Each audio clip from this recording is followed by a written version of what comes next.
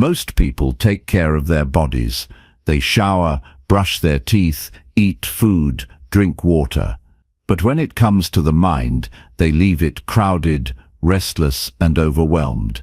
They keep carrying around stress, fear, doubt, and old frustrations without realizing how heavy it all becomes. If your mind is always busy, tired, or negative, it's not because something's wrong with you. It's because it's full, and it needs a reset. This video is about exactly that, how to detox your mind. Not in a vague or fluffy way, but in a clear, practical, and honest way. You're going to learn what it really takes to clear out the noise, break old patterns, and create space for calm thinking, better decisions, and a stronger focus. Each chapter in this series gives you something you can apply, not someday, today. Small actions that build clarity, direction, and real peace of mind. We're going to talk about how to let go of thoughts that hold you back, how to be more present in your day, how to stop feeding distractions and finally focus on what matters, how to protect your energy from people or habits that drain you, and how to slowly build a life that feels steady, sharp, and in your control again. This isn't about perfection. It's not about pretending everything is fine or forcing yourself to stay positive. It's about building daily strength through small choices. You'll walk away from this video with tools you can actually use and motivation that feels real, not just hyped up words that fade by tomorrow. If you've been feeling mentally tired, stuck in the same old loop, or unsure how to move forward, this is for you. Stick around until the end, because this might be the shift your mind has been needing for a long time. Chapter 1. Challenge your limiting beliefs by replacing them with truth. Most people live their lives inside a box they didn't build, a box made of ideas they never questioned, beliefs they never chose, and fears they never confronted. From the earliest days, they were told what they could or couldn't do, who they were, and what kind of life they were meant to live. Over time, these messages become truths, not because they are accurate, but because they're familiar. The mind doesn't seek truth. It seeks what feels safe, and what feels safe is what's been repeated the most, even if it's wrong. That is where the danger lies. A limiting belief, if left unchallenged, becomes a personal prison. The most powerful step you can take toward mental freedom is to confront these beliefs head-on. Not just question them, but replace them with something better, something grounded in reality, in growth, and in truth. This isn't just about thinking more positively. It's about reclaiming authority over your own mind. It's about waking up and realizing that many of the limits you think are holding you back exist only because you believe they do. Limiting beliefs show up in quiet ways. I'm not smart enough. I'm too old to start over. I've always been like this. Success is for other people, not me. These thoughts don't shout. They whisper. They sit just beneath the surface, shaping every choice you make. And because they feel like facts, you rarely stop to question them. But you must, because every belief you hold either pushes you forward or holds you back. And if you don't inspect them carefully, they'll run your life without your permission. The truth is, you weren't born with any of these beliefs. You absorbed them. From parents, teachers, experiences, pain, rejection, failure. But just because something was true once, or seemed true, doesn't mean it has to define your life. A belief is not a fixed object. It's a thought you've accepted as final, and what has been accepted can also be rejected. You can choose again. You can update the story. But to do that, you must stop protecting your old patterns with new excuses. You are not your past. You are not your environment. You are not the voice in your head telling you to play small. You are something far greater. But you will only live from that greater place if you're willing to challenge what you've always believed about yourself. The human mind is not a container, it's a creator. And your thoughts are not merely reflections of who you are. They are instructions to your brain, signals that shape how you feel, how you act, and ultimately what you become. Sometimes the greatest strength lies in walking away. Peace doesn't always need defending, and wisdom doesn't always need explaining. The most powerful moments are often found in the spaces between words, where understanding speaks louder than speech. To change your life, you have to start with your beliefs. Not the beliefs you say you have, but the ones you live by. Your true beliefs are revealed in how you handle adversity, how you treat yourself, how you respond when things don't go your way. If you say you believe in growth, but you give up after the first setback, then what you really believe in is comfort. If you say you value your potential, but you spend your days distracted and disconnected, then what you really believe is that your potential isn't worth the work. This is not about shame. This is about awareness, because without awareness, there can be no change. You must become the observer of your own mind. Notice the patterns. Catch the voice that says, "I can't." Listen for the phrases that start with "I always" or "I never." These are clues. They point to the beliefs that are quietly guiding your choices. And once you see them clearly, you have a responsibility to do something about them. Replacing a limiting belief starts with identifying it. Write it down. Look at it on paper. Don't dress it up. Be honest. If you believe you're not good enough, don't soften it. Write it plainly. And then ask yourself, where did this come from? Whose voice is this really? A parent? A teacher? A moment of failure? Whose expectations did you internalize and mistake for truth? Then challenge it. Is this belief always true? Can you find a time when it wasn't? Even once? Can you find someone who proves this belief wrong? Often the beliefs we cling to the most tightly are the ones we've never tested. We've just accepted them as reality. But reality isn't fixed. It's filtered.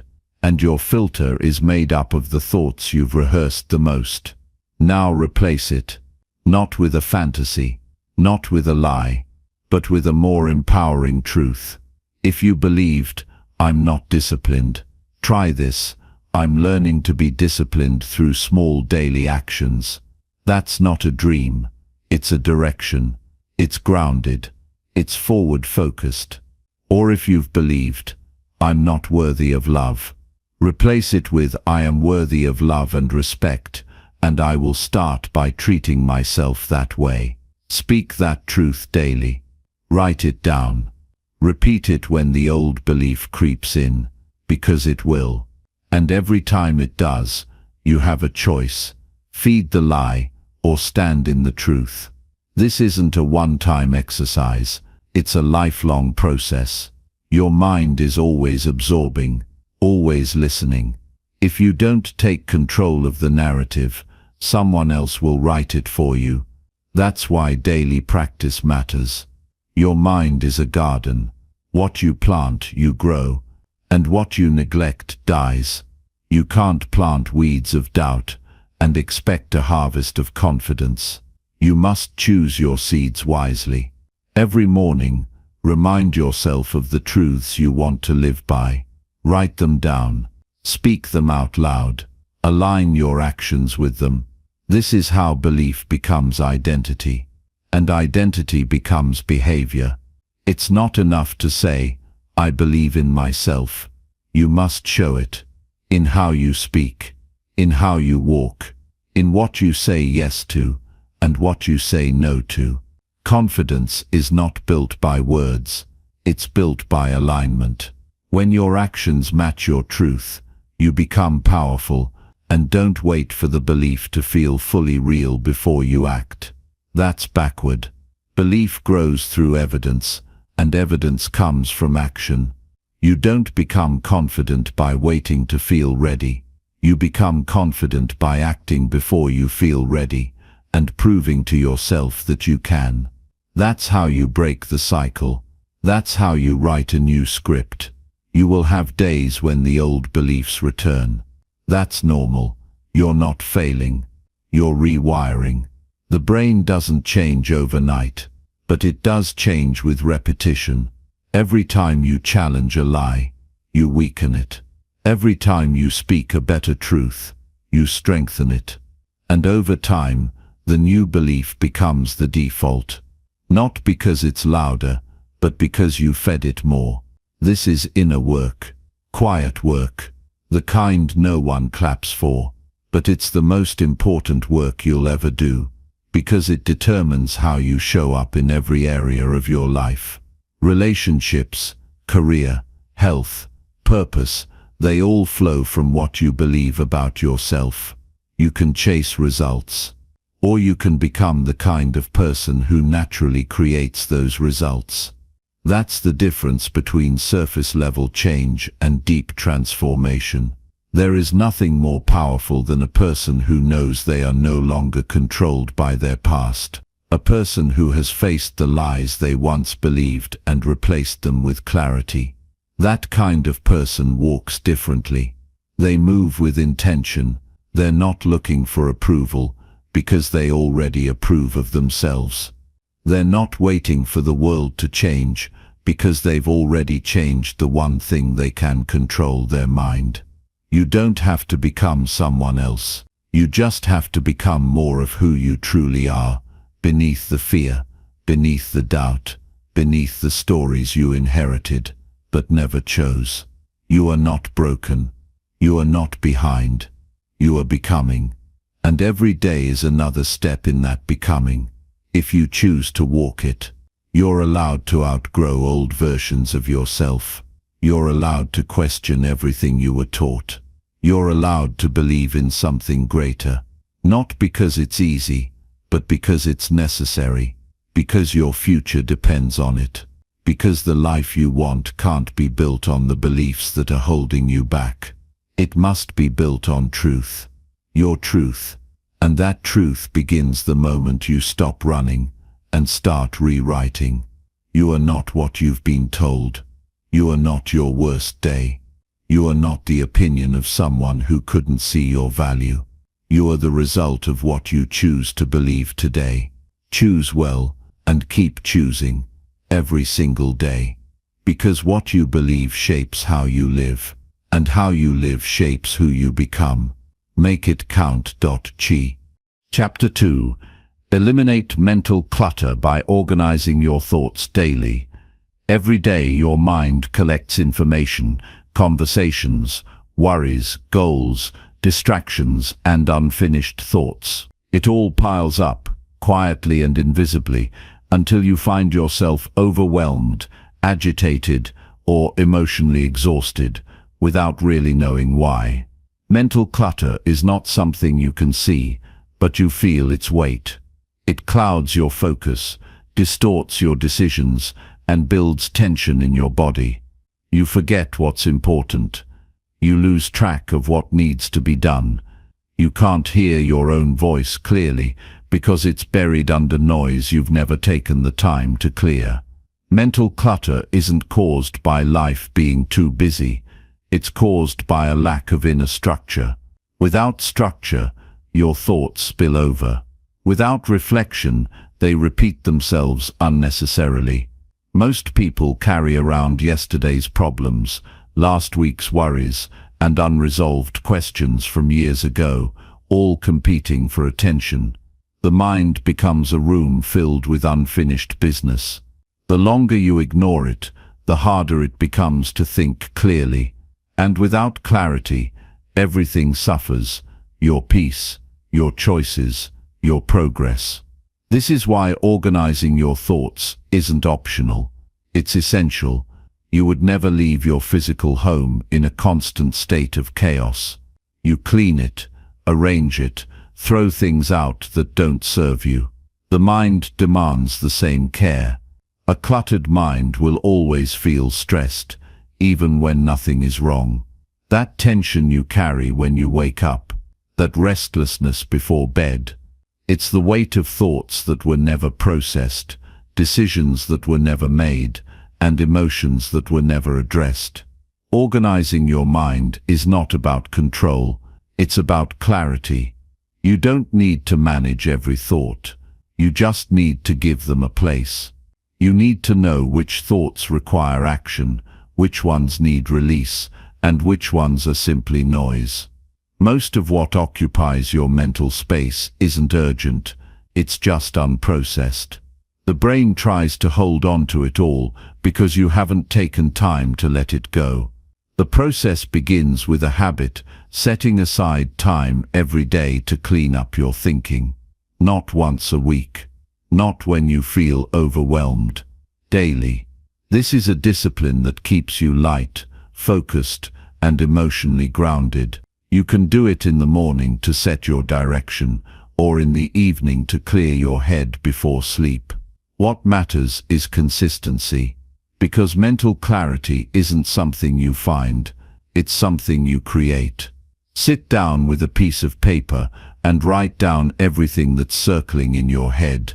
Don't try to organize it right away. Just empty your mind. Let your thoughts pour out without judgment. Worries, tasks, decisions, frustrations, ideas, reminders, get it all out. Most of what causes anxiety is not the problem itself, it's the mind trying to hold everything at once. Once thoughts are outside of you, they lose their grip. They become manageable. You gain space between you and the thought, and in that space you find control. Next, review what you wrote and sort it. Ask yourself, what requires action? What's just emotion? What can I let go of? This small act of categorizing changes everything.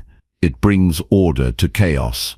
You stop treating every thought like it's urgent. You stop reacting to emotion as if it's fact. You begin to see what's really important.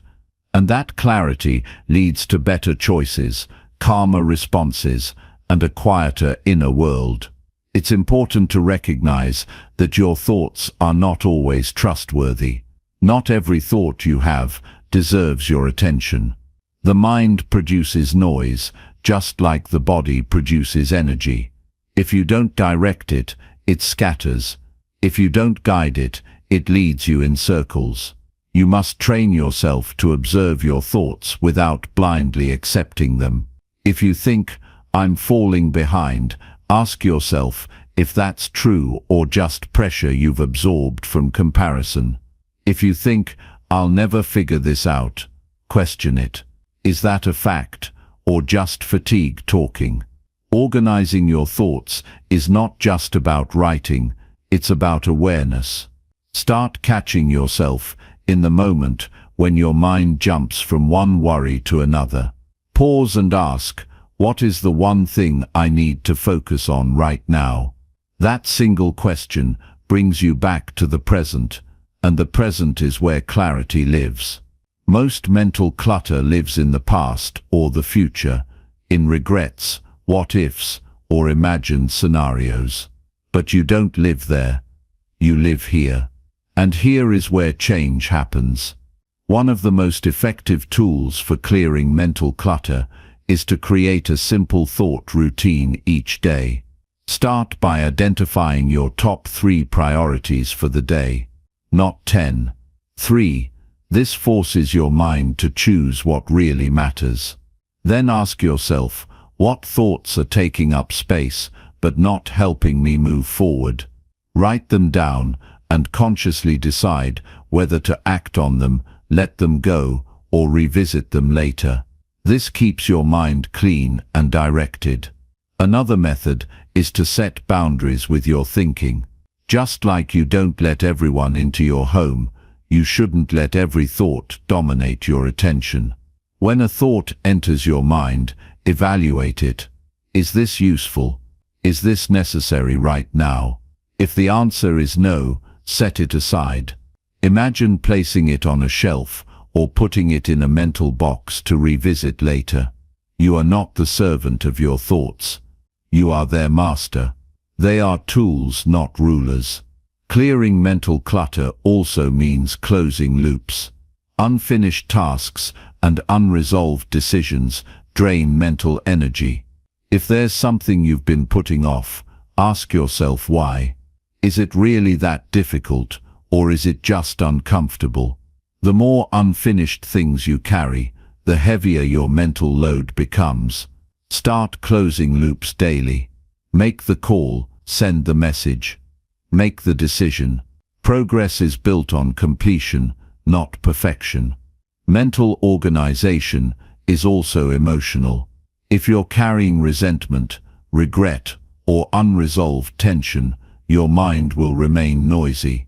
You can't organize thoughts without processing feelings. Give yourself time each day to feel what needs to be felt. Anger, sadness, frustration. These emotions carry information. Don't suppress them. Acknowledge them, understand them, and then decide what you want to do with them. That emotional clarity is part of your mental clarity. As you build this daily practice, you'll start to notice the difference in your life. You'll be more present in conversations. You'll stop forgetting things that matter.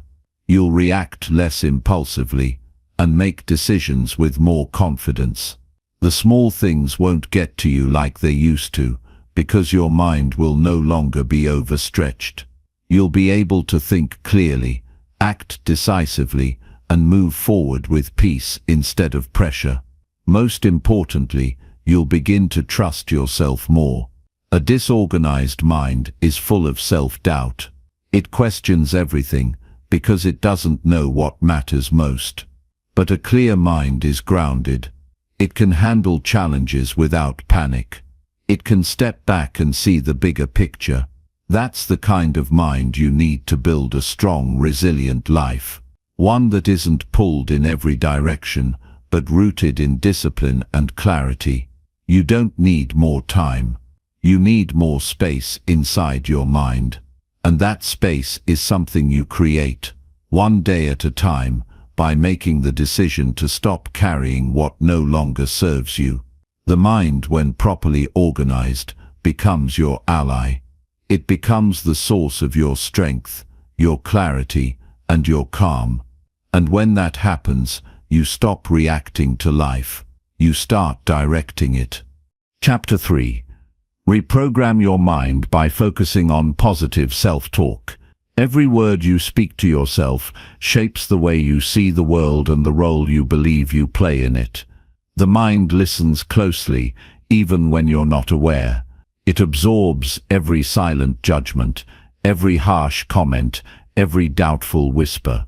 If those messages are negative, the mind will start to reflect them back in how you think, how you behave, and how you carry yourself through life. And over time, this internal script becomes your reality, not because it's true, but because you've repeated it enough to believe it. You might not remember when it started, but if you've ever told yourself you weren't good enough, or smart enough, or strong enough, those words planted seeds that grew into quiet limitations. But the truth is, your mind can be reprogrammed. You are not stuck with the thoughts you've always had. You are not bound to the old narrative you've repeated to yourself for years. The brain is flexible. It rewires itself every day based on what you feed it. If you change the input, you change the output. This means you have far more power than you think. You can teach yourself to think differently, feel differently, and act differently by choosing the words you repeat. Positive self-talk isn't about pretending everything is perfect. It's about aligning your thoughts with the truth of your potential, even when things are hard. It's about speaking to yourself with the same clarity, respect, and belief you would offer someone you love. It's about choosing not to be your own enemy. Most people sabotage their confidence through their inner dialogue long before the world ever challenges it. They criticize themselves for not being further ahead. They replay every mistake. They assume they'll fail before they even try, and they wonder why they feel defeated. The damage isn't always done by others. It's done quietly, through thoughts that go unchallenged. The mind accepts repetition as truth. It doesn't care whether the message is helpful or destructive. It just listens. That's why you have to take control of what you allow to echo in your head. If you consistently say, "I can't," your brain will look for evidence to support it. If you constantly expect rejection, your body will start to tense in fear, even in safe situations. But if you speak words of encouragement, if you tell yourself, "I'm capable, I can figure this out," or "I've done hard things before," your brain will begin to adapt. It will start searching for proof of your strength instead of your shortcomings. And that subtle shift will change the way you show up in every part of life. This isn't about blind optimism, it's about mental discipline. The goal isn't to ignore reality, it's to interpret reality through a lens that empowers instead of weakens you. Life will always present challenges. You don't need to pretend it's easy, but you do need to remind yourself that you can handle it, that you've handled worse before, that you are capable of growing through difficulty, not just surviving it. Positive self-talk gives you that inner stability. It keeps your focus sharp when things are uncertain.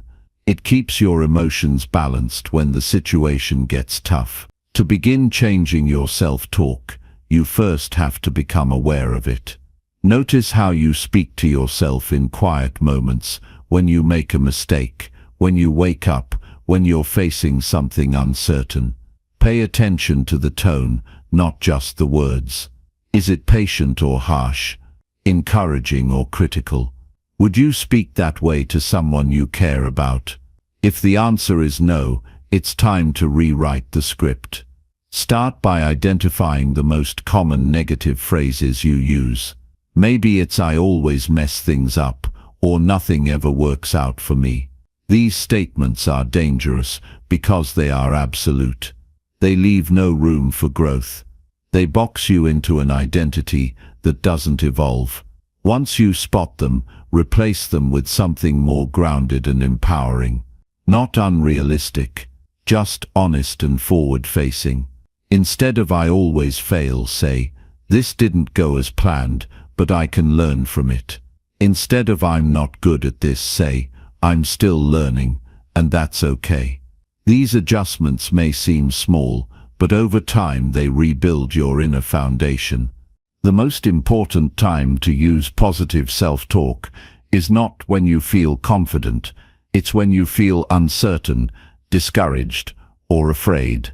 That's when your mind is most vulnerable to slipping into old patterns, and that's when your words matter most. Instead of surrendering to doubt, speak stability into yourself. Say, "I can take one small step."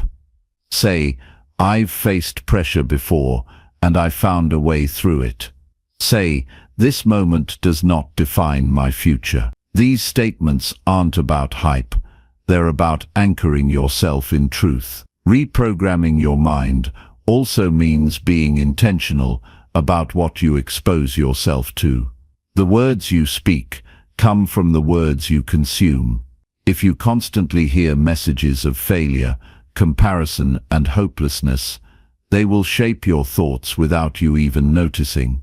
But if you feed your mind with wisdom, encouragement, and clear thinking, your inner voice will start to echo that. Read things that uplift. Spend time around people who speak with intention. Create an environment that supports mental strength instead of tearing it down. Affirmations are a simple but powerful way to rewire your internal dialogue.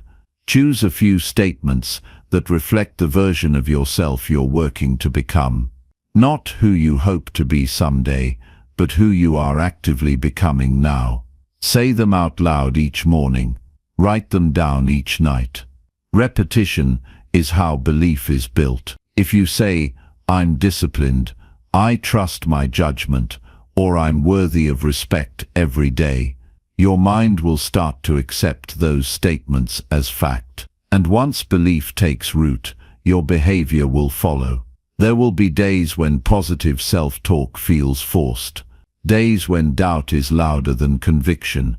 That's normal, but that's not the time to give up. It's the time to speak louder. You are not your thoughts. You are the one who chooses which thoughts to keep and which ones to let pass. The voice in your head doesn't have to be the one that held you back your whole life. You can build a new one, word by word, thought by thought, day by day. The goal is not perfection, it's progress. It's becoming a little more conscious of the way you speak to yourself each day. It's catching the negativity a little faster, replacing it with something stronger. It's recognizing that every great change begins with how you think, and how you think is shaped by what you say, especially when no one else is listening. This is how you rebuild self-belief. Not by waiting for the world to confirm your worth, but by affirming it to yourself. You train your mind to lift you instead of limit you. You become your own source of strength. And when you do that, the world outside starts to reflect the strength you've built inside. Chapter 4. Overcome fear by taking small, consistent actions each day. Fear grows in silence. It expands when left unchallenged. It convinces you to wait for the right moment, the perfect plan, or a sign that guarantees success. But those moments rarely come. Waiting gives fear time to build walls in your mind, making the path forward look harder than it really is. What shrinks fear is action, not giant leaps, not dramatic breakthroughs, just steady, simple steps taken every day, even when you're uncertain. Especially when you're uncertain. Because fear doesn't disappear before you move. It weakens as you move. One small act of courage, repeated over time, rewires how you relate to fear itself. Most people misunderstand fear. They see it as a warning to stop. But in truth, fear often points to the very place where growth begins. When something matters deeply, it's natural to feel nervous. When the outcome is unknown, it's normal to hesitate. But being afraid doesn't mean you're unready. It just means you're alive, facing something real. The key is not to wait for the fear to vanish. The key is to move with it. Let it come along, but don't let it decide the direction. That's how strength is built, not by avoiding fear, but by walking through it with steady feet. You don't have to be bold every minute of the day. You just have to be slightly braver than your fear for one moment at a time. That's it. One decision, one action, one honest step forward, then another tomorrow. It adds up. You don't climb a mountain by jumping to the top. You do it by placing one foot in front of the other, even when the peak is hidden by clouds. Fear loses its grip when your focus shifts from the full journey to just the next step. Avoiding fear makes it louder. It becomes a shadow that follows you into every room. But when you start doing the very things you once avoided, the fear weakens, not because it vanishes, but because you stop feeding it. Action is proof that fear isn't in control. Even if your voice shakes, even if your hands are unsteady, taking action sends a signal to your mind. I can do hard things. That belief is what begins to change your reality. Start with what feels manageable. If you're afraid to speak up, try saying one sentence instead of remaining silent. If you're afraid of rejection, introduce yourself to someone new, even if it's just a quick hello. If you're afraid of failure, work on the task for 5 minutes. Just 5. You don't need to finish everything at once. You just need to show your mind that you're not backing down. With each small act of courage, your confidence grows, and the more you act, the less permission fear needs to have. Consistency is what transforms action into identity. Anyone can take a bold step once, but if you want to truly overcome fear, you must show up repeatedly, even when it's uncomfortable, even when the results aren't immediate. Every day you take action is a vote for the person you are becoming. Over time, those small votes become a powerful identity. Someone who acts in the face of fear, someone who doesn't wait for perfect conditions, someone who moves forward because they've made it a habit to trust their own ability. Fear often hides behind excuses that sound reasonable. I need more time. It's not the right season. I'll start after I'm more prepared. These are just polished versions of hesitation. The truth is, clarity comes through doing, not thinking. Action reveals what planning never will. You learn by engaging, not by analyzing from a distance. The longer you delay, the more intimidating it becomes. The sooner you begin, the sooner your mind realizes it's capable.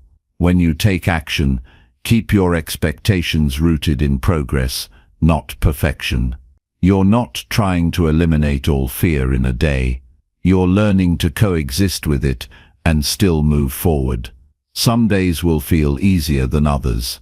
Some steps will feel heavier. That's part of it. The goal is not to avoid discomfort, but to build tolerance for it. As you do, what once felt impossible becomes part of your rhythm. You adapt, grow, and adjust. And in that process, fear becomes less of a threat and more of a teacher. Courage is not loud. It's not about shouting down fear. Real courage is quiet and steady. It looks like persistence. It looks like trying again. It looks like facing the same challenge for the 10th time with a stronger mindset than the first. You build that courage by showing up for yourself, even when no one sees it. Even when no one claps. The reward is internal. You begin to trust yourself more. And self-trust is what carries you through the next storm. Your mind remembers what you repeatedly do. So if you act in fear every time, your brain creates a link. Fear means stop. But if you act in fear and still move, your brain rewires that connection. Fear means keep going. This isn't motivational talk. It's biology. Your habits shape your nervous system. Your nervous system influences your emotional state, and your emotional state affects how you interpret your circumstances. All of this changes when you start taking small, regular steps despite being afraid. You don't need to be fearless. You need to be willing to try, willing to stumble, willing to feel the discomfort without turning away. Willing to keep showing up until fear stops controlling the story. And with enough repetition, it will. Fear becomes background noise when the rhythm of your progress becomes louder. You stop checking how scared you feel and start checking how much further you've come. And that shift is everything. Look back at the times you were most afraid. You're still here. You survived them. You may even realize that the fear was worse than the outcome. That's the pattern. Fear exaggerates, action reveals. And once you start acting consistently, you begin to see fear for what it really is, a reaction, not a rule, an impulse, not a prophecy. So if you're waiting for fear to go away before you act, you'll be waiting forever. If you want to overcome it, move through it. Quietly, steadily, honestly, one small action at a time. The size of the step doesn't matter. The decision to take it does. What matters is that you refuse to let fear be the loudest voice in the room. You choose effort over ease. You choose progress over paralysis. And in doing so, you remind yourself of the strength you've always had. Chapter 5. Transform stress into growth by embracing uncomfortable situations. Stress, when faced directly, can become a powerful force for inner transformation. The discomfort it brings is not a signal to retreat, but an invitation to grow. Most people try to avoid stressful moments. They look for shortcuts, distractions, and ways to keep life within a narrow zone of predictability. But real development doesn't happen where it's comfortable. It takes root in the places you'd rather avoid. Those tough conversations, long nights of effort, uncertain outcomes, and moments of pressure, those are where your strength is revealed and refined. The problem isn't stress itself. The problem is the way we respond to it. If you view stress as a threat, it will always feel like a weight pressing you down. But if you shift your perspective and see it as a challenge, something that asks you to rise instead of shrink, it changes what happens next. Every time you're under pressure, you're given a decision. Will you step up or will you step back? The direction you choose repeatedly becomes the path your life follows. The more you step into discomfort with awareness and effort, the more capable you become. You don't have to love stress to benefit from it. You just have to stop resisting it. Resistance magnifies suffering. Acceptance makes it manageable. Embracing uncomfortable situations doesn't mean you want to feel pain. It means you're willing to experience short-term difficulty in exchange for long-term strength. Growth costs something. It asks for patience, endurance, and the ability to stay present when your instincts scream to run. But the payoff is worth it. Increased resilience, sharper focus, deeper confidence, and the quiet satisfaction of knowing you didn't give up. The key is learning how to sit with discomfort without turning it into a crisis. You might feel overwhelmed at times, but that doesn't mean you're broken. It means you're stretching. It means your capacity is expanding. Think of a muscle. To grow stronger, it must be challenged. The moment it resists the weight is the moment it begins to build. The same is true for your character. You become wiser not by avoiding tension, but by moving through it with clarity and discipline. Stress is a signal that something matters. It appears when you're doing something meaningful, uncertain, or challenging. It shows up when your values are tested or your limits are pushed. If you avoid it altogether, you never reach the outer edges of your potential. You stay in the same emotional and mental patterns, never developing the depth that comes from adversity. But when you willingly enter situations that are outside your usual comfort zone, you discover parts of yourself that were hidden by ease. The people who grow the most are not the ones with perfect circumstances. They are the ones who consistently lean into challenges. They don't see hard moments as signs of failure. They see them as teachers. Every uncomfortable experience brings a lesson. Sometimes it reveals a weakness. Other times it uncovers a strength. But either way, it gives you information. It shows you where to focus your energy. It makes you more self-aware, and from that awareness comes the power to improve. Instead of asking why something is difficult, ask what it's teaching you. If you're under pressure at work, maybe it's showing you where your boundaries need reinforcing. If you're in a strained relationship, maybe it's revealing where you're not speaking honestly. If you're dealing with uncertainty, maybe it's guiding you to build patience and trust in your ability to adapt. There's insight hidden inside discomfort, but you can only find it if you stop running and start listening. Embracing stress doesn't mean taking on everything or pushing yourself to the point of collapse. It means choosing challenge over comfort when you know the challenge will make you better. It means recognizing when something is hard but necessary. And it means allowing yourself to feel the weight of effort without labeling it as something negative. Discomfort is not your enemy. It's the friction that creates growth. One of the most effective ways to grow from stress is to become intentional with how you face difficult moments. When something feels overwhelming, pause and break it into smaller pieces. Focus on what's within your control. You can't always change the situation, but you can always change your response. You can slow your breathing, clarify your thoughts, and take a steady action forward. That's how you stay grounded when everything feels chaotic. You'll also grow faster when you stop trying to appear strong and start being honest. Admitting that something is hard doesn't make you weak. It makes you real. Pretending you're unaffected builds pressure, but naming your feelings creates space for them to move. When you acknowledge your stress without judgment, you take away its power to control you. Then you can work through it, not around it. There will be moments when you feel tired, when growth feels slow, when the discomfort seems to have no end. But that doesn't mean you're failing. It means you're in the process. The work of transformation doesn't happen all at once. It builds quietly.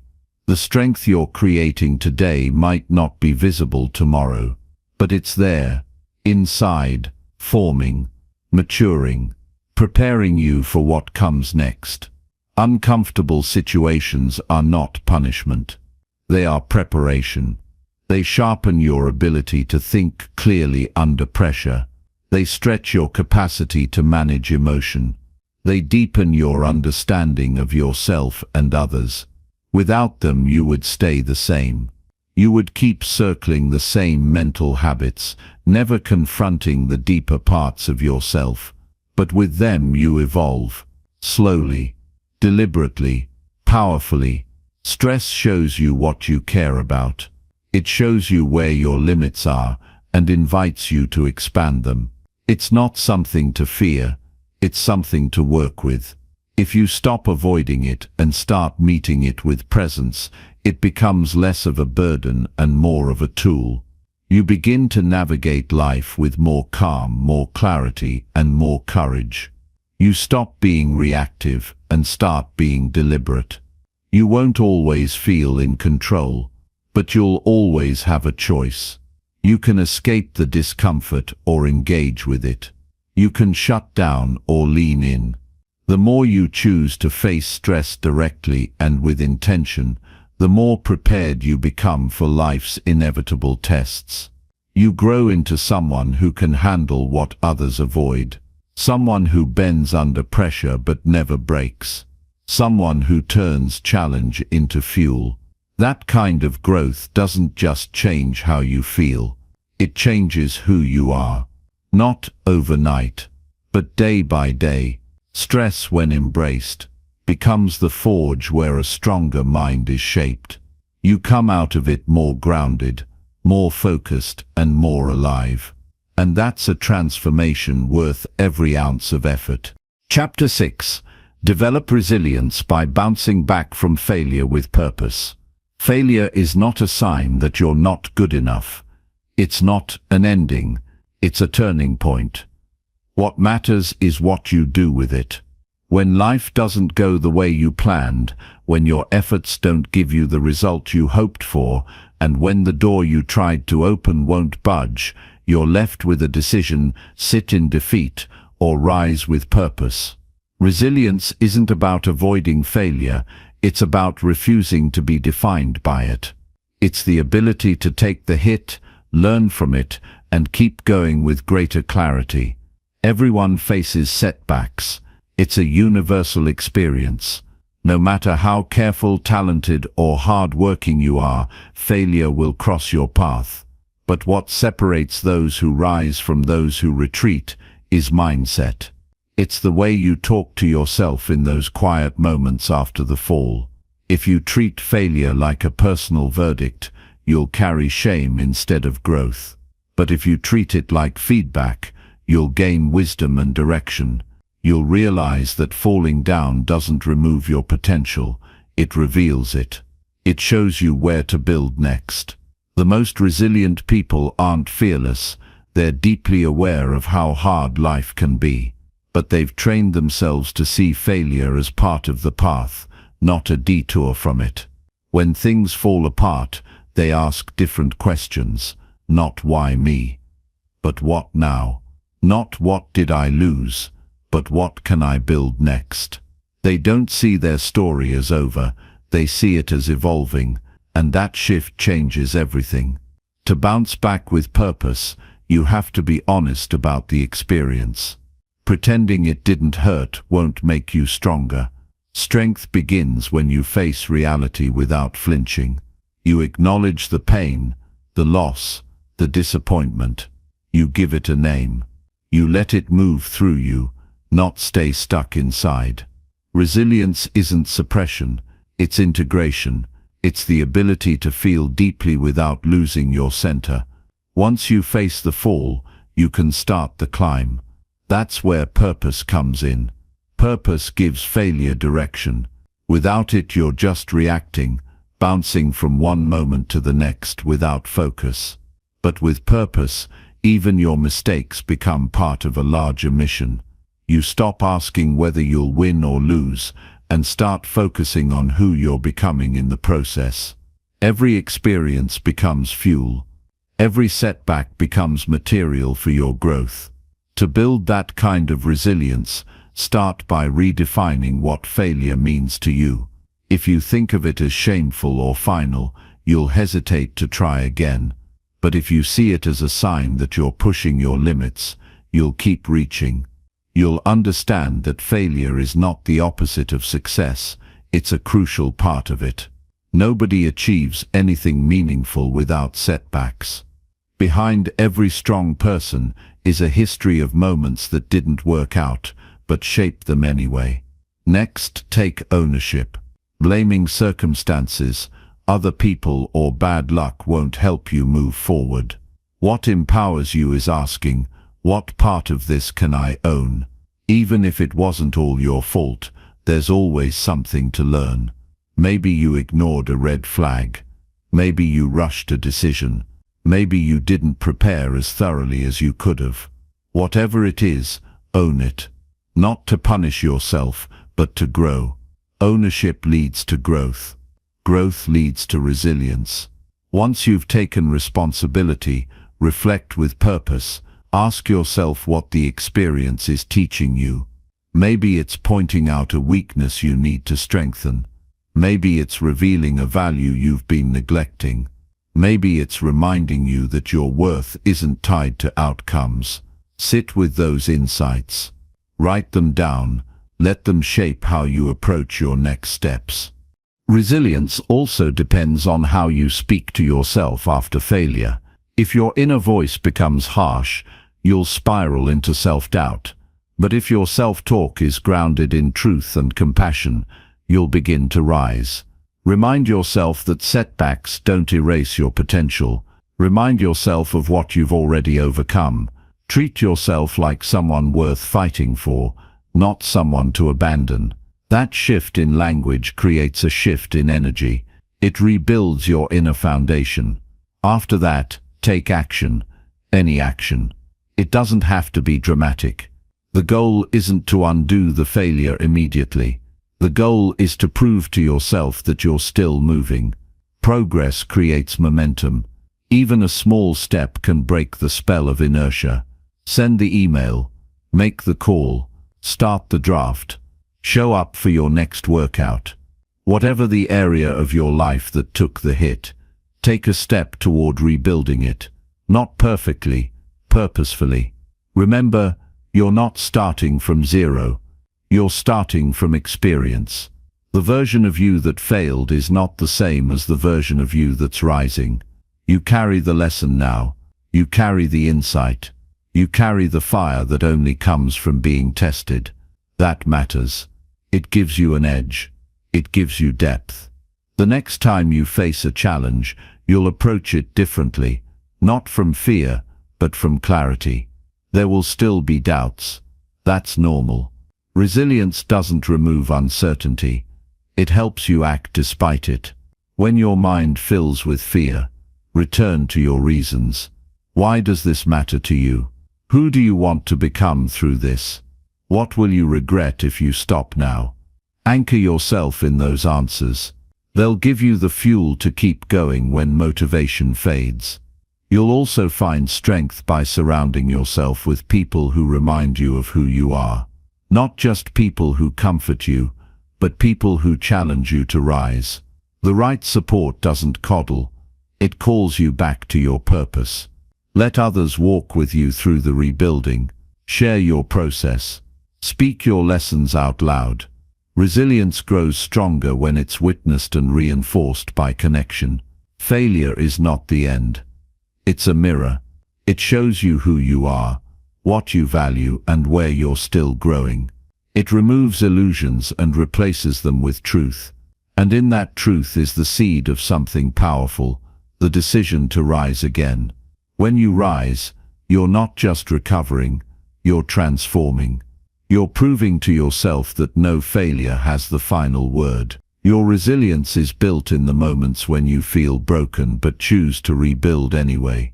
It grows in the silence after disappointment, when you gather your thoughts, collect your courage, and take one more step. That's how strength is forged, not in victory, but in the decision to stand back up with more wisdom than before. You may not control every fall, but you do control the way you respond.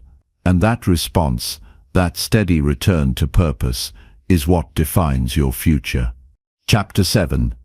Embody self-compassion by forgiving yourself every single day. Self-compassion is one of the most powerful gifts you can give yourself. It's the practice of treating yourself with kindness, understanding, and patience, especially in moments when you feel inadequate or have made mistakes. It's easy to forgive others, but when it comes to ourselves, we often hold ourselves to impossible standards and then berate ourselves when we fall short. This pattern, however, doesn't serve us. In fact, it weakens our spirit and robs us of peace. To truly live a fulfilled and purposeful life, we must learn to forgive ourselves every single day, to embrace our imperfections, and to offer ourselves the same compassion that we would give a dear friend. Forgiving yourself is not about excusing your mistakes or pretending they never happened. It's about understanding that you are human, and part of being human is making mistakes. Mistakes don't define you. They are simply opportunities for growth. When you forgive yourself, you release the burden of guilt, shame, and regret that holds you back from moving forward. It's not a one-time act, it's a daily practice, a conscious decision to let go of past hurts and allow yourself the freedom to heal and grow. The first step in embodying self-compassion is to recognize that you are worthy of it. Too often, we fall into the trap of thinking that we must earn forgiveness, that we must somehow prove our worthiness. This mindset can keep us stuck in a cycle of self-criticism and self-doubt. But the truth is that you are worthy of compassion simply because you exist. Your worth is not contingent upon your achievements or your mistakes. You are inherently valuable, and acknowledging the truth is the first step in forgiving yourself. Next, it's important to understand the power of self-criticism. We all have an inner critic, the voice that tells us we're not good enough, that we've failed, that we'll never be able to do it. While this voice may feel like it's protecting us, it's actually doing the opposite. It keeps us trapped in a cycle of self-doubt and inaction. To practice self-compassion, you need to silence the inner critic. When that voice of judgment arises, challenge it. Ask yourself, is this voice speaking from a place of truth, or is it simply reinforcing old patterns of shame? Often that voice is just a remnant of past experiences and not an accurate reflection of who you are today. When you make a mistake or fall short of your expectations, pause and take a breath. Don't rush to condemn yourself. Instead, give yourself permission to feel what you're feeling, whether that's disappointment, frustration, or sadness. These feelings are valid, but they don't have to define you. Acknowledge them, then let them go. Allow yourself to process the emotions without attaching a narrative of failure to them. Emotions are temporary, but the stories we tell ourselves can last a lifetime. Don't let a momentary setback become a permanent self-judgment. Self-compassion is about recognizing that your mistakes don't diminish your value. It's about understanding that you are more than the sum of your actions. You are a complex, multifaceted individual with a heart full of potential. When you make mistakes, they don't erase the good you've done or the positive qualities you possess. Forgiving yourself means you're giving yourself the opportunity to learn and grow without the weight of unnecessary guilt holding you back. One of the most powerful ways to embody self-compassion is through the practice of self-forgiveness. Every day, take a moment to reflect on any mistakes or missteps you may have made. Instead of dwelling on them, choose to forgive yourself. Say to yourself, "I am human. I make mistakes. I am still worthy of love and respect, even in my imperfection." Repeat this affirmation daily. Over time, it will begin to shift your mindset and transform the way you view yourself. Forgiveness also involves releasing the need to be perfect. Perfectionism is a trap that many of us fall into. We believe that if we're perfect, we'll be worthy of love, success, and acceptance. But perfection is an illusion.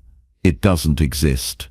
The quest for perfection only leads to frustration and disappointment. When you forgive yourself, you let go of the need to be perfect. You allow yourself to be fully human, flawed, imperfect, and beautiful in your own right. This shift in mindset can be incredibly liberating. It opens up space for you to show up authentically, without the constant pressure to perform. Another important aspect of self-compassion is setting boundaries with yourself. Often we hold ourselves to unrealistic standards, believing that if we push harder, work longer, and do more, we'll finally achieve the success and happiness we crave. But this approach only leads to burnout. It's crucial to recognize your limits and honor them. Self-compassion means respecting your own needs, whether that's taking time for rest, seeking support, or simply saying no when you're overwhelmed. You don't have to be everything to everyone. It's okay to take a step back and prioritize your well-being. To fully embrace self-compassion, it's essential to practice mindfulness. Mindfulness allows you to be present in the moment, without judgment. It helps you notice when you're being hard on yourself and gives you the space to choose a different response. Instead of ruminating on past mistakes or worrying about future failures, mindfulness teaches you to focus on the here and now. In each moment, you can choose to be gentle with yourself, to show yourself the same kindness and understanding that you would offer a friend. The key to embodying self-compassion is consistency. It's not about forgiving yourself once and forgetting about it.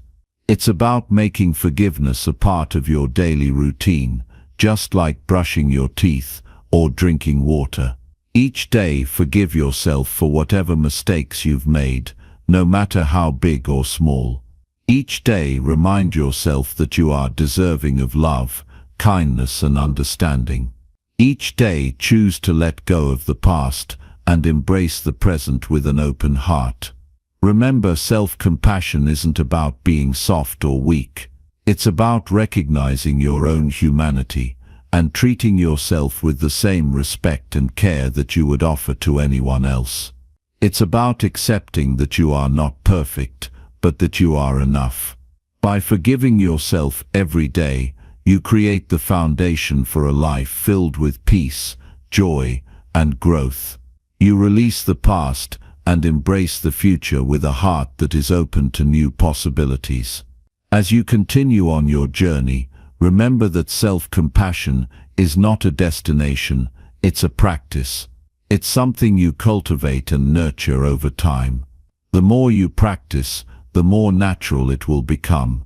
And with each act of self-forgiveness, you will find yourself growing stronger, more resilient, and more capable of navigating life's challenges with grace.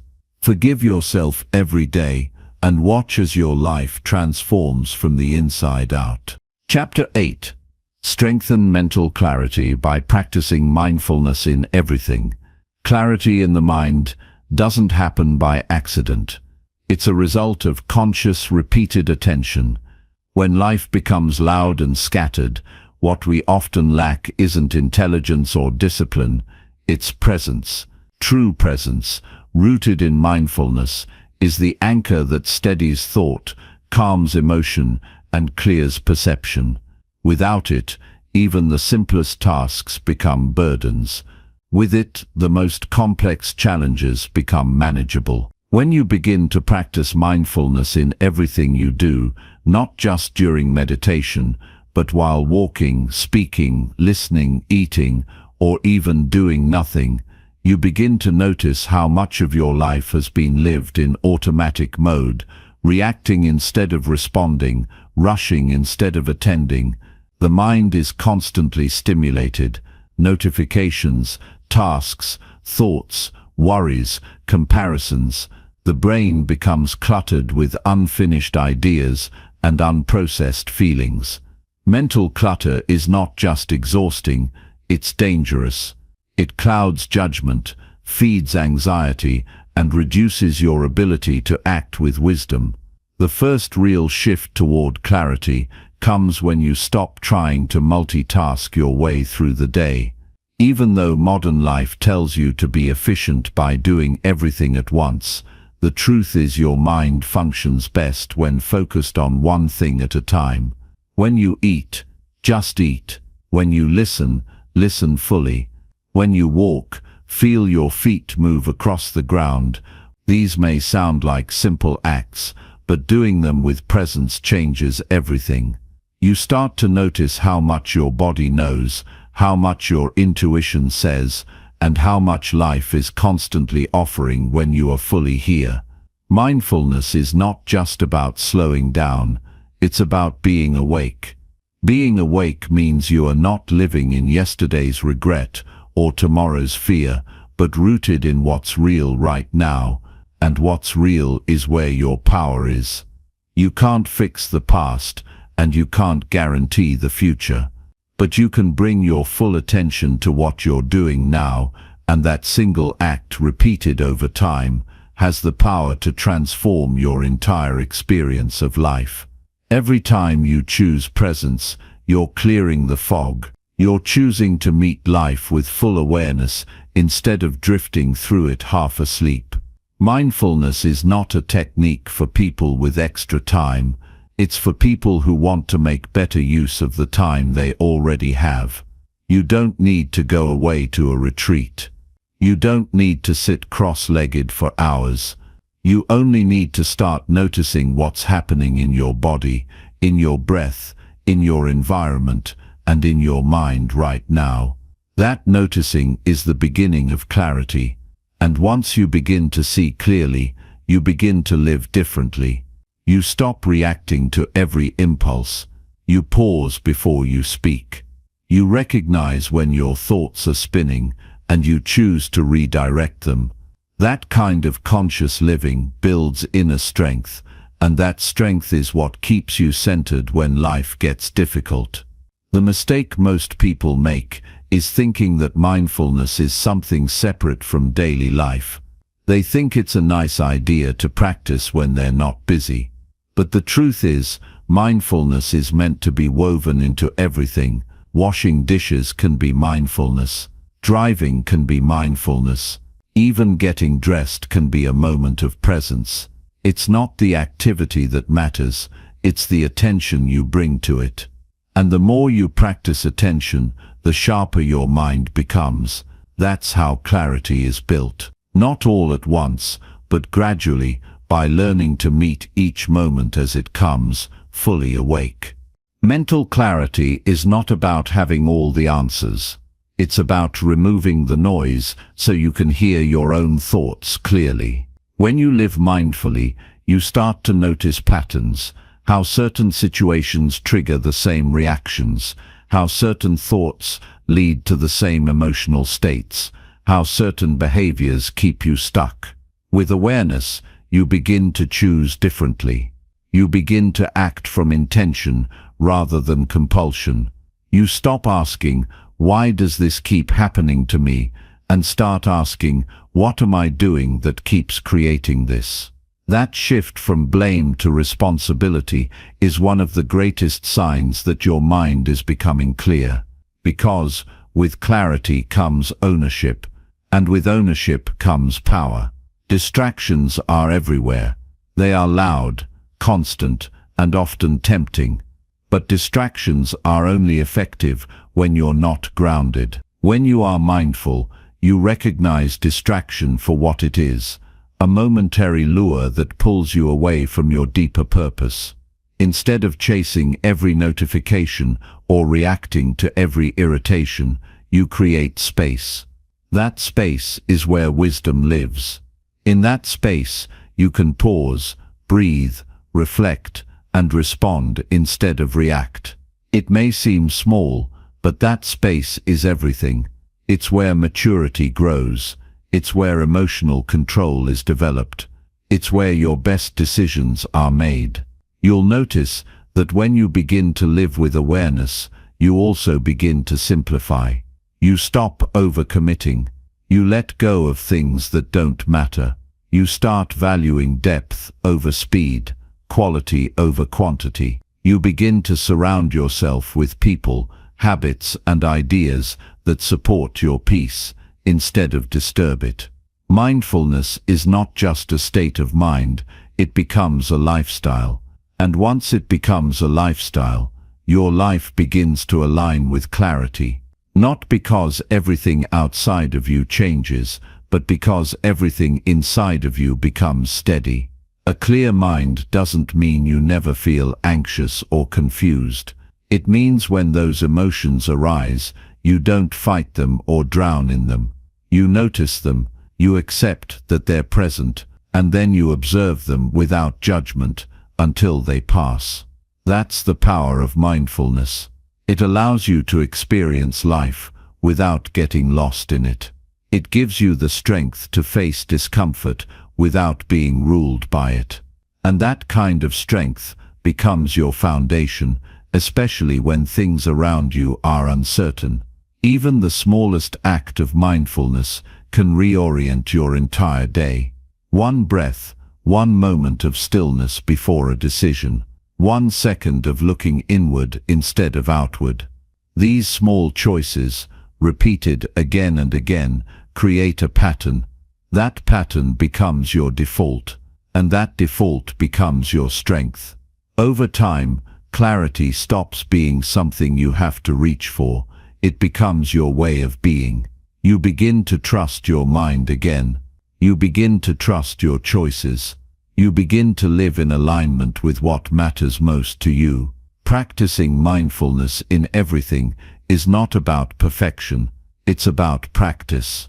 It's not about doing it right. It's about doing it consistently. Some days you'll be more present than others. Some days your mind will wander. That's okay. What matters is that you return. Again and again, you return to the present moment. Each return is a reminder that you're alive, that you're awake, that you're choosing to live consciously.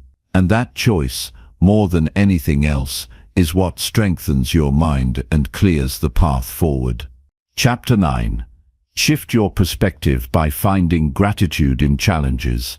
Every person eventually faces moments they wish they could escape. Whether it's a painful loss, an unexpected setback, or a season of uncertainty, life will challenge you in ways you didn't anticipate. And in those moments, the mind naturally leans toward resentment, frustration, or helplessness. But hidden in those very experiences, right in the discomfort, is an opportunity to shift the way you see yourself, others, and life itself. The shift doesn't come from pretending the pain isn't real. It comes from choosing to find something meaningful inside the experience, something that teaches, reveals, or strengthens you in a way that comfort never could. Gratitude isn't reserved for when everything is going well. It's not limited to peaceful mornings, kind words, or good news. In fact, the deepest form of gratitude is born not when life is easy, but when life is difficult and you still find something to appreciate. When you start to look at challenges through the lens of growth, you begin to realize that the moments that break you open are the same moments that build you. You begin to understand that strength is not the absence of hardship, but the ability to meet hardship with a heart that remains open. And an open heart can always find something to be thankful for, even in struggle. You can't always control the circumstances you face, but you always have control over how you interpret them. And that interpretation is everything. It defines your emotional experience. It determines your energy. It influences your decisions.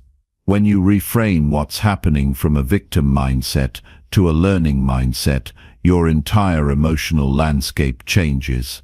Instead of asking, "Why me?"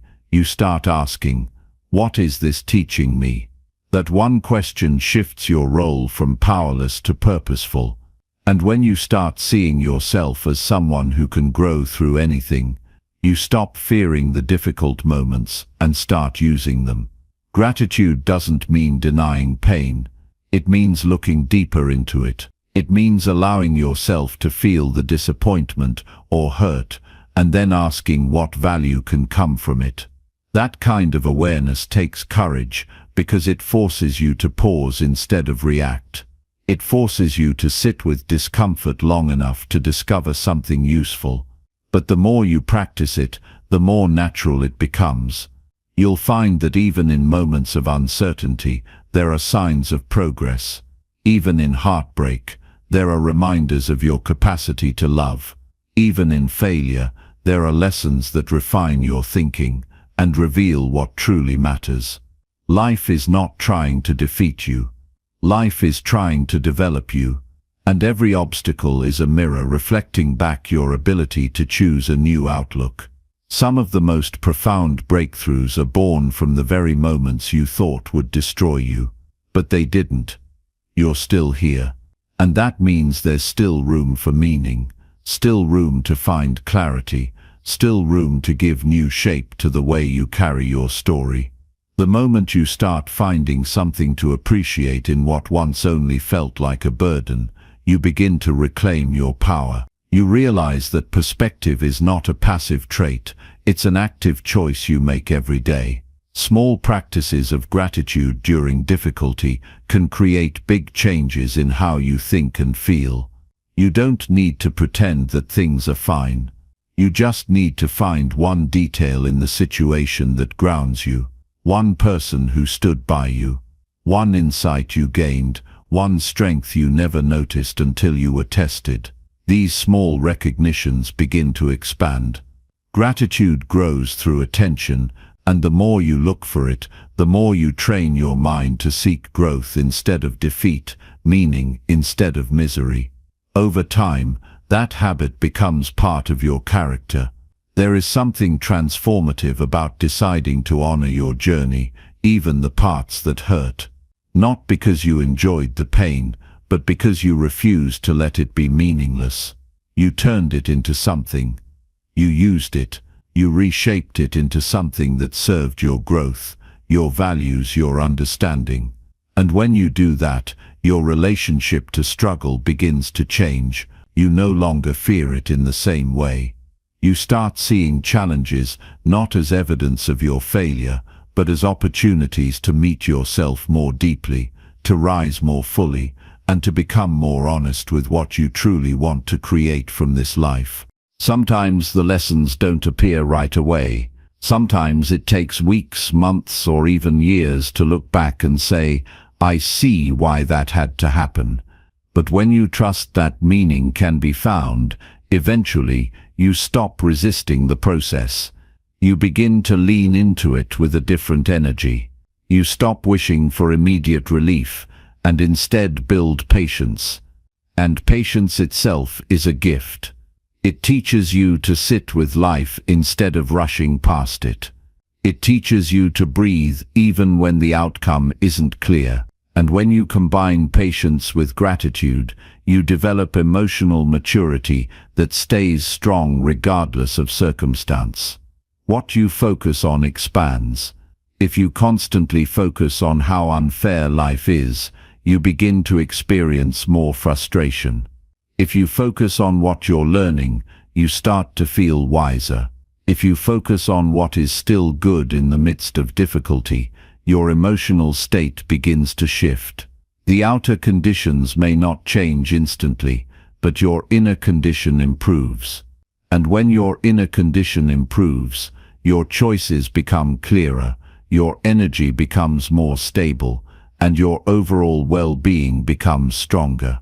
You can build a habit of gratitude by pausing every time something hard happens and asking, "What could this be showing me?" Not in a forced way, but with curiosity. With that question, you invite your mind to explore meaning rather than spiral into complaint. It may feel uncomfortable at first, especially when emotions are strong, but the practice is not about denying reality, it's about looking at it through a new lens. That new lens will show you possibilities you never saw when you were focused only on what was wrong.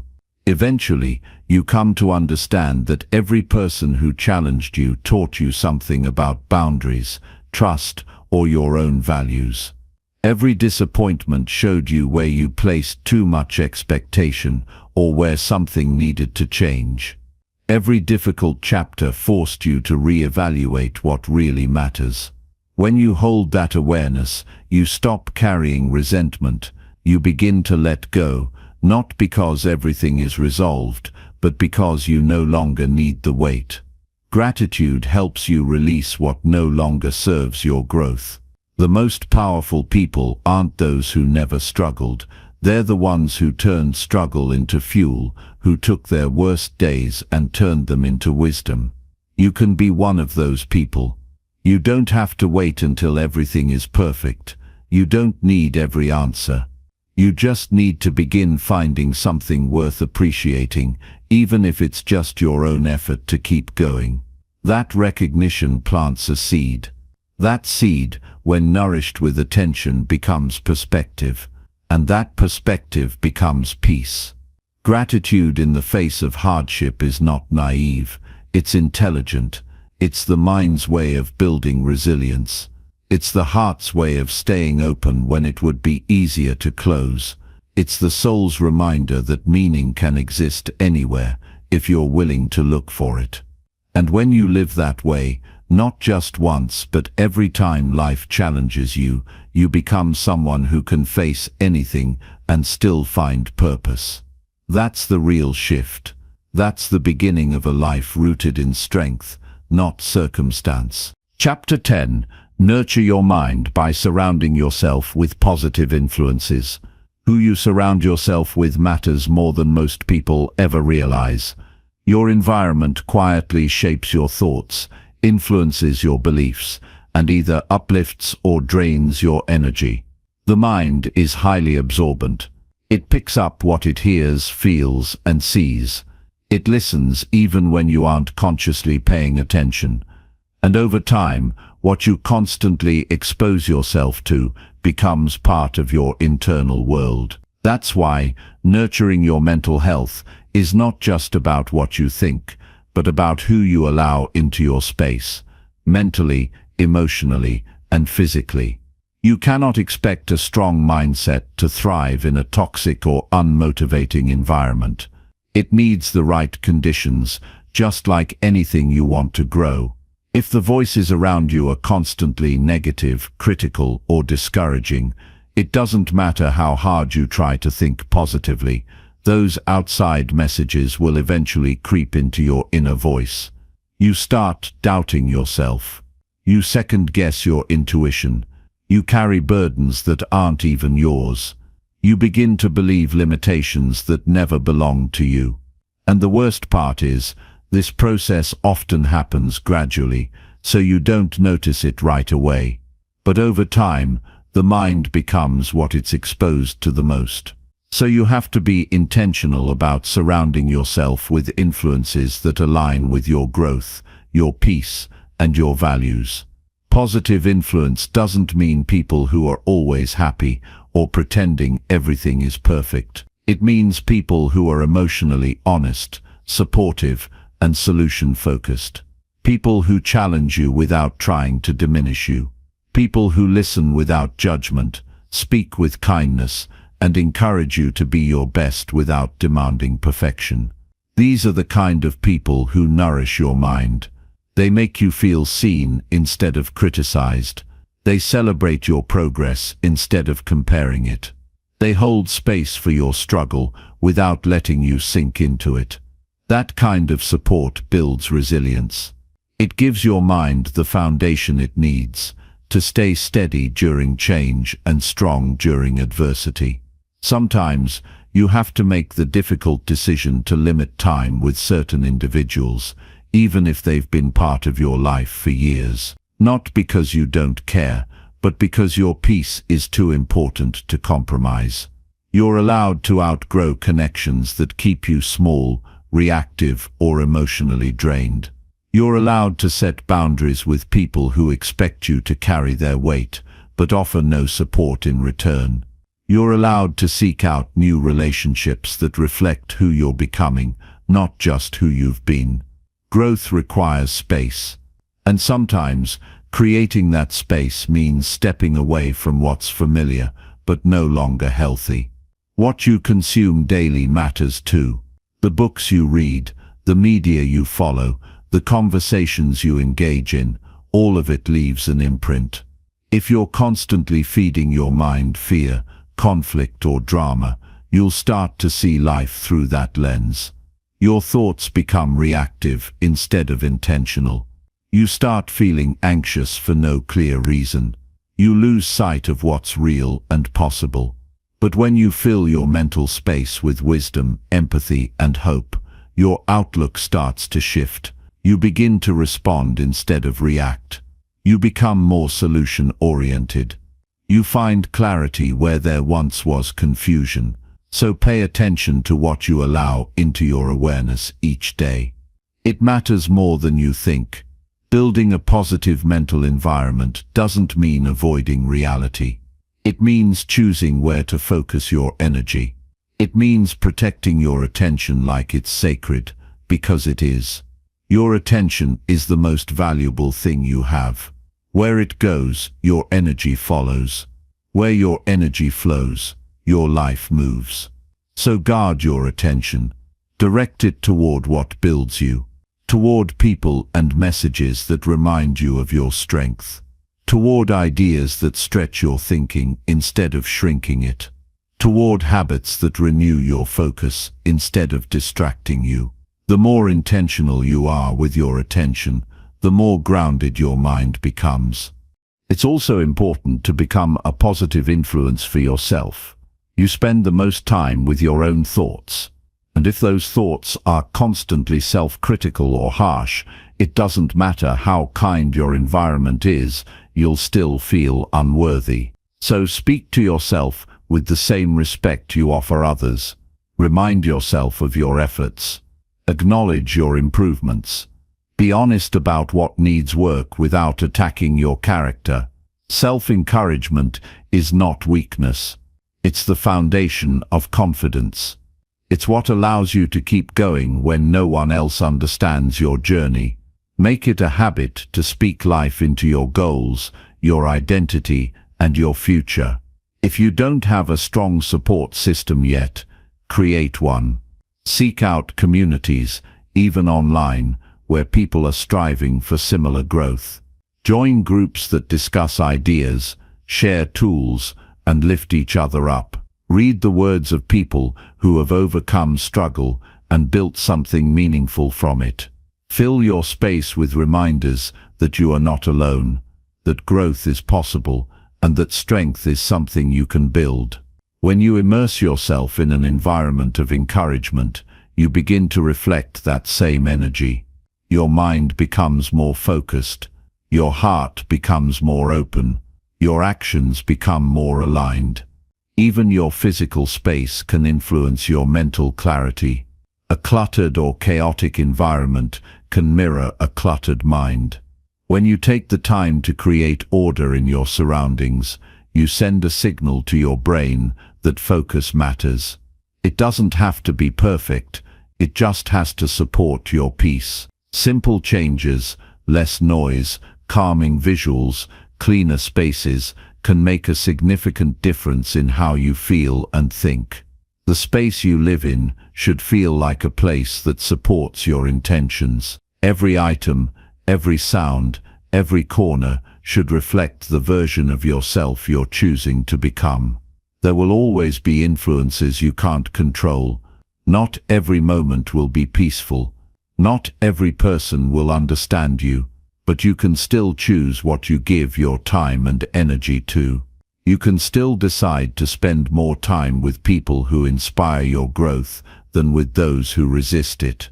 You can still limit your exposure to negativity and increase your exposure to ideas that elevate your thinking. That choice, made consistently, becomes the path to a more focused, stronger, and clearer mind. You don't have to do this all at once, but you do have to begin. You can start by evaluating the 5 people you interact with most. Do they energize you or exhaust you?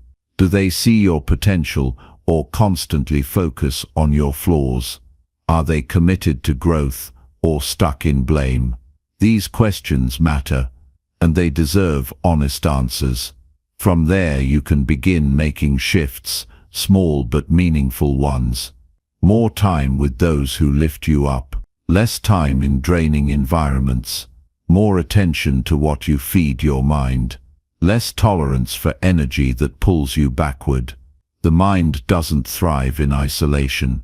It grows in connection, but only when those connections are healthy, respectful, and supportive. You deserve to be around people who remind you of your strength, not your limitations. You deserve environments that help you think clearly, not ones that confuse or belittle you. And you deserve to be someone who creates that kind of influence for others too. It all begins with what you choose to allow around you. Choose wisely. Choose intentionally. Your mind will thank you. Your future will reflect it. Chapter 11. Release negativity by letting go of past resentments. Letting go is not about forgetting what happened. It's not about pretending the pain never existed or that you were never hurt. Letting go is about releasing the grip that past experiences have on your present. It's about refusing to allow old wounds to define who you are or what you're capable of becoming. Resentment is a quiet poison. It lingers beneath the surface, influencing your decisions, coloring your thoughts, and draining your energy. You may not always feel it consciously, but it shows up in your irritability, your inability to trust, your hesitation to move forward. The longer you hold on to it, the more it takes from you. It robs you of peace. It keeps your mind trapped in loops of blame. And slowly, it builds a prison around your heart. There's a cost to carrying resentment. It's not just emotional, it's mental, physical, and even spiritual. Your body holds tension from unresolved pain. Your relationships suffer when you expect new people to pay for the damage caused by others. Your mind stays busy, replaying old stories instead of writing new ones. The past begins to weigh more than the future inspires. You might tell yourself you've moved on, but if that bitterness is still hiding behind your words or silently shaping your choices, then the past is still in control. And you weren't born to live that way. Releasing resentment doesn't mean you approve of what happened. It doesn't mean you excuse people's behavior or act like it didn't hurt. It means you've decided your freedom matters more than your grudge. It means you've chosen healing over vengeance. It means you've stopped waiting for an apology to give yourself peace. Some people will never say sorry. Some may never understand how deeply they affected you. And if you tie your inner peace to their awareness, you'll stay stuck in a cycle that never resolves. But when you make peace something you give to yourself, not something you wait to receive, then you take your power back.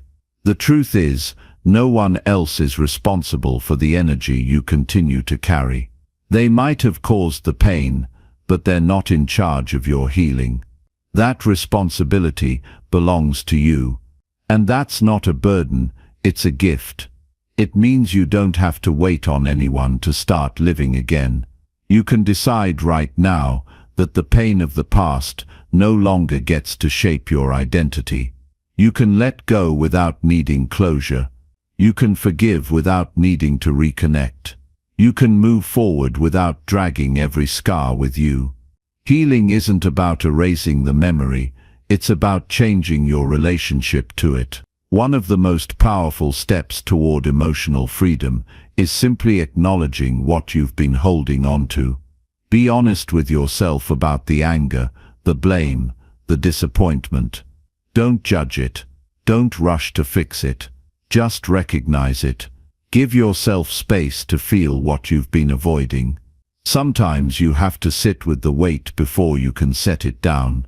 Sometimes you have to tell the truth to yourself before you can tell a new story. You may cry. You may feel foolish for still being affected by something from years ago. That's okay. Healing is not a performance. It's a process. Once you've faced the pain, you can begin to ask deeper questions. What did this experience teach me about my boundaries? What did it reveal about what I value? How has this hurt shaped the way I show up in the world? Reflection like this transforms pain into wisdom. It turns suffering into insight. You can't change the past, but you can change what you do with it. That's where growth begins, not in denial, but in awareness. You begin to understand that resentment keeps you tied to the moment you were hurt, while release allows you to reclaim the rest of your life. Letting go is a decision you make again and again. It's not a single moment. It's a practice.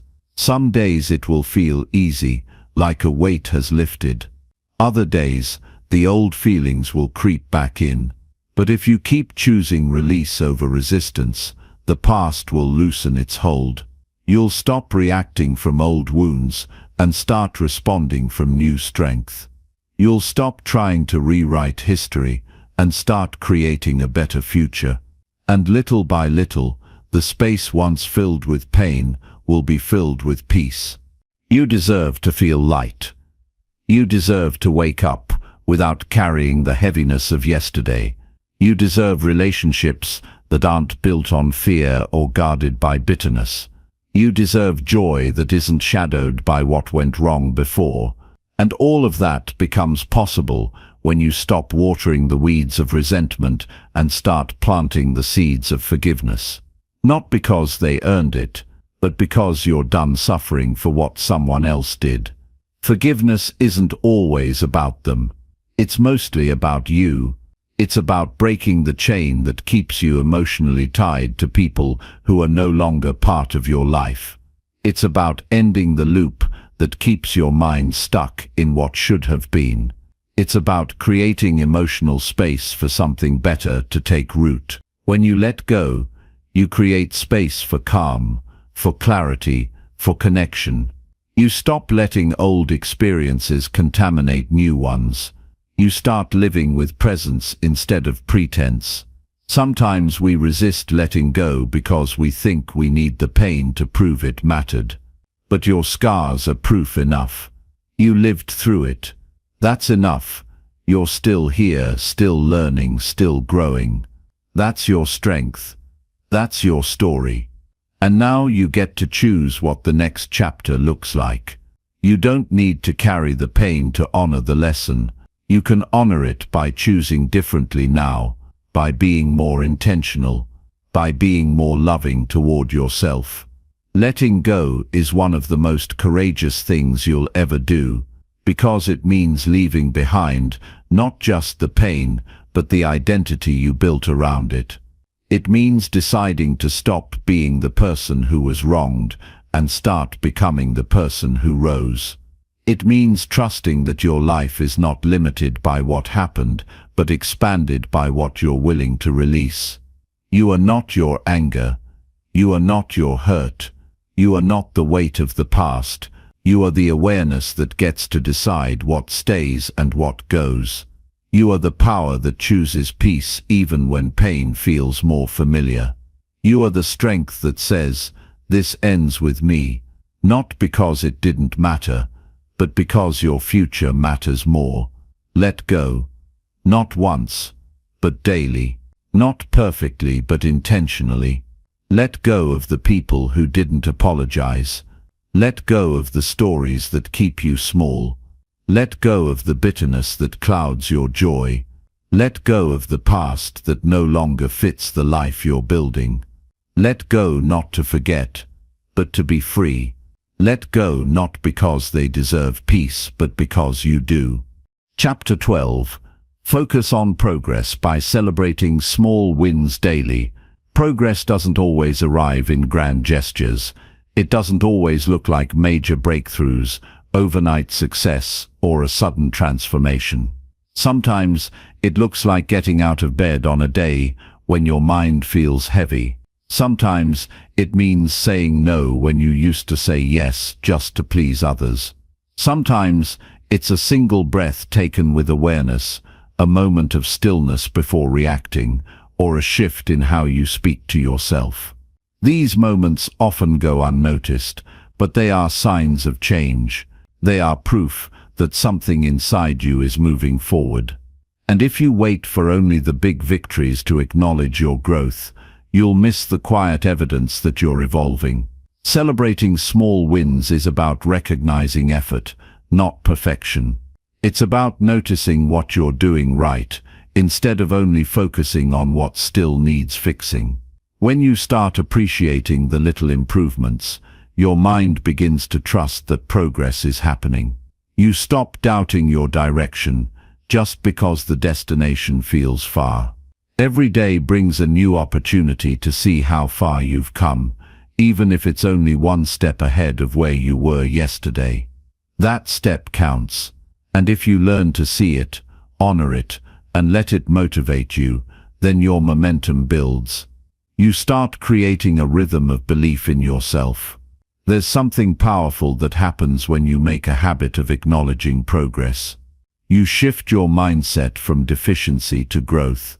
Instead of constantly trying to catch up with an ideal, you begin building confidence in what you're becoming. Most people delay their happiness until they achieve some distant goal. They tell themselves they'll celebrate when they lose the weight, when they earn the money, when they reach the milestone.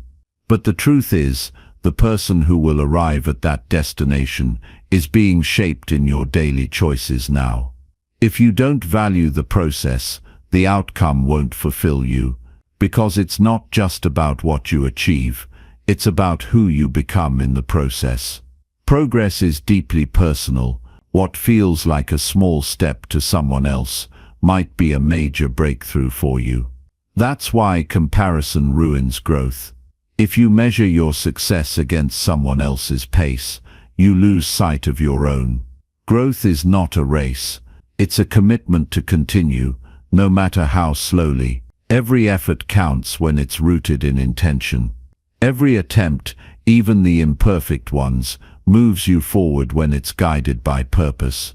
The work you do today may not show immediate results, but over time, it creates change that's real and lasting. A powerful practice is to end each day by asking yourself, what did I do well today? What effort did I make that deserves recognition? What small thing am I proud of? These questions don't ignore the challenges. They simply redirect your focus to what you're building rather than what you lack. It might be something simple. You cooked a healthy meal. You resisted a negative impulse. You took care of something you'd been avoiding. It might seem ordinary, but it matters, because every small win builds internal trust, and the more you trust yourself, the more consistent your actions become. Acknowledging progress is also a form of emotional self-care. When you feel stuck or overwhelmed, your mind can spiral into judgment. It's easy to forget how hard you're trying. It's easy to criticize yourself for not being further along. But if you take a breath and look honestly at what you're doing right, you soften that self-judgment. You create space for encouragement. You start treating yourself like someone who is worthy of compassion, not just correction.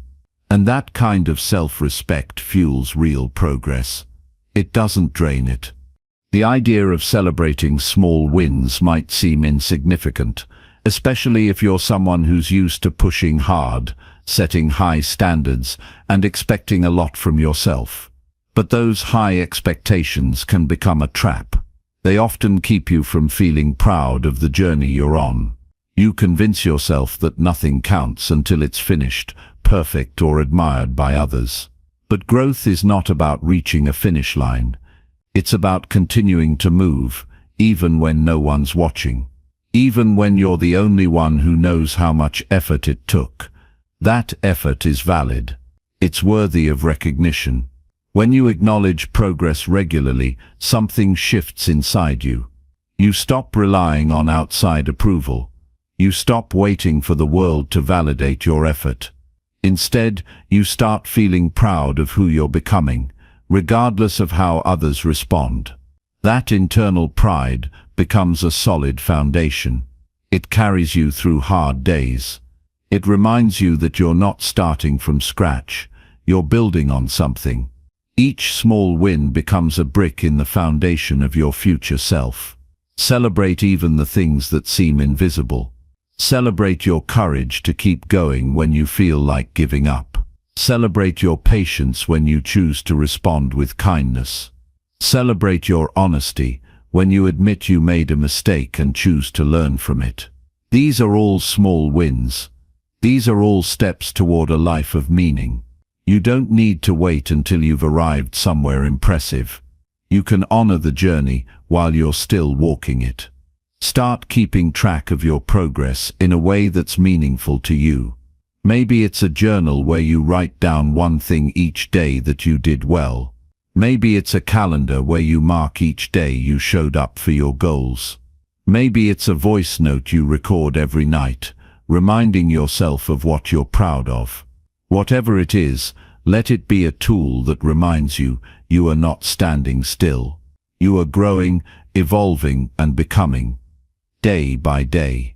When you build this habit, you change the way you see yourself. You stop identifying with your past limitations and start connecting with your current growth. You begin to trust that consistency matters more than speed. You realize that the most meaningful change happens slowly, beneath the surface, before the results become visible to the outside world. And you learn to enjoy the process, not just endure it.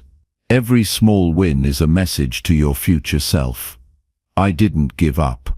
I stayed with it. I believed in the process, even when it was hard. And when you look back, you'll see that it was never the big moments alone that shaped you. It was the daily effort, the repeated decision to keep going, the choice to see value in the steps others overlooked. So don't wait for the applause to feel proud.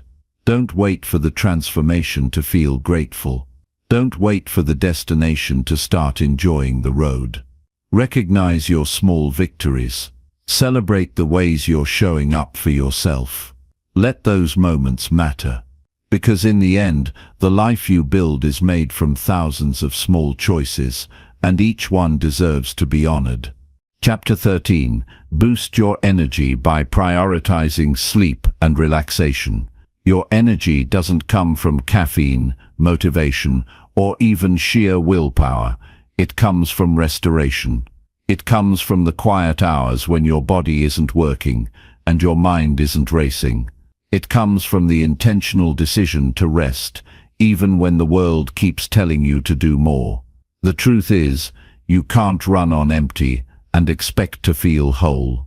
You can't stay sharp and resilient when you're chronically tired. When you begin to treat rest as essential, not optional, everything in your life starts to shift. You function better when you're rested, not just physically, but emotionally and mentally too. Your ability to think clearly, to respond instead of react, to stay patient under stress, these are not signs of strength alone, but of recovery. When you're sleep deprived, your mind can play tricks on you. Problems seem larger than they are. Doubts grow louder. Small setbacks feel like defeats. But with rest, your perspective resets. What felt overwhelming the night before looks manageable by morning. That's not magic. It's your nervous system catching its breath. Sleep is often the first thing sacrificed when life gets busy. People wear exhaustion like a badge of honor, as if staying up late and grinding through the fatigue proves something. But what it really proves is how disconnected we are from our own well-being. Productivity means nothing if it costs you your peace. Achievements lose their meaning when your health breaks down in the process. Pushing through fatigue doesn't make you stronger, it makes you numb. And over time, that numbness turns into burnout. You deserve sleep. You deserve deep rest, not as a reward, but as a necessity. Your body repairs itself while you sleep.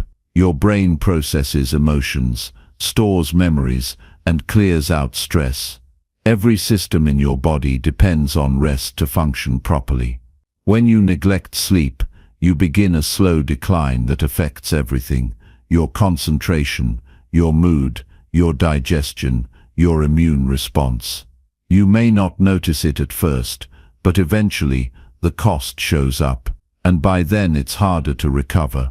Relaxation is just as vital, not scrolling on your phone or zoning out in front of a screen, but real relaxation, the kind that allows your mind to slow down, your muscles to release tension, and your breath to deepen. Rest isn't just about being still, it's about becoming present. It's in those moments when you stop striving and allow yourself to simply exist that your body begins to recharge. The nervous system unwinds, your thoughts settle, your heart rate calms, and in that space clarity returns. Many people resist relaxation because they've been conditioned to feel guilty for not being busy. They associate rest with laziness. But that's a lie we've inherited from a culture addicted to output. The truth is, you're more productive, more creative, and more emotionally balanced when you're rested. You make better decisions, you solve problems faster, you communicate more clearly. Energy is not created by force, it's restored through care. Make rest a ritual. Set a time in the evening when you begin to disconnect. Dim the lights, turn off devices, let your body know that it's safe to slow down. Maybe you stretch, take a warm shower, or listen to calming music. Maybe you read something peaceful, or simply breathe deeply for a few minutes. Whatever your ritual looks like, let it be consistent. Let it signal to your brain that it's time to release the day. Over time, your body will respond. You'll fall asleep faster. Your sleep will deepen, and you'll wake up feeling more grounded. If your sleep is interrupted by anxiety or racing thoughts, be gentle with yourself. Don't force your mind into silence. Invite it into peace. Sometimes writing down your thoughts before bed helps. Sometimes it's about giving yourself permission to not solve everything at once. Tell yourself, right now, I rest. Tomorrow, I'll think clearly. Tonight I choose peace. That simple affirmation can quiet the mental noise. It creates distance between you and your stress. Quality sleep starts during the day. What you consume, how much sunlight you get, and how you manage stress all influence your ability to rest at night. Avoid stimulants late in the day. Limit exposure to screens before bed.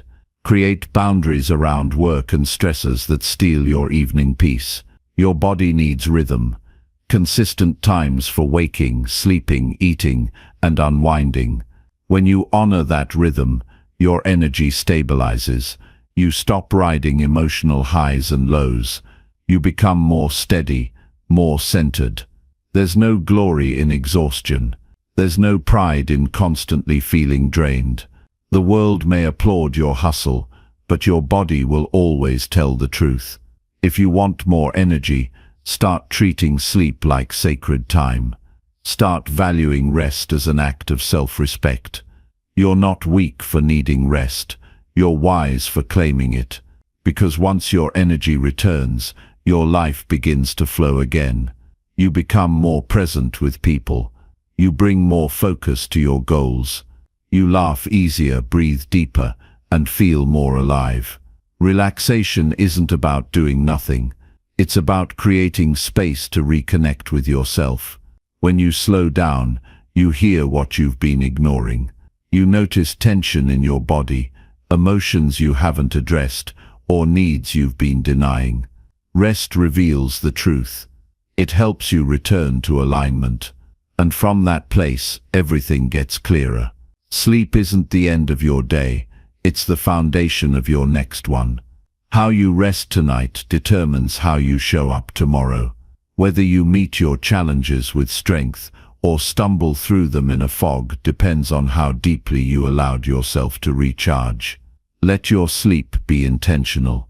Let your rest be full, because the world needs your clarity, not your fatigue.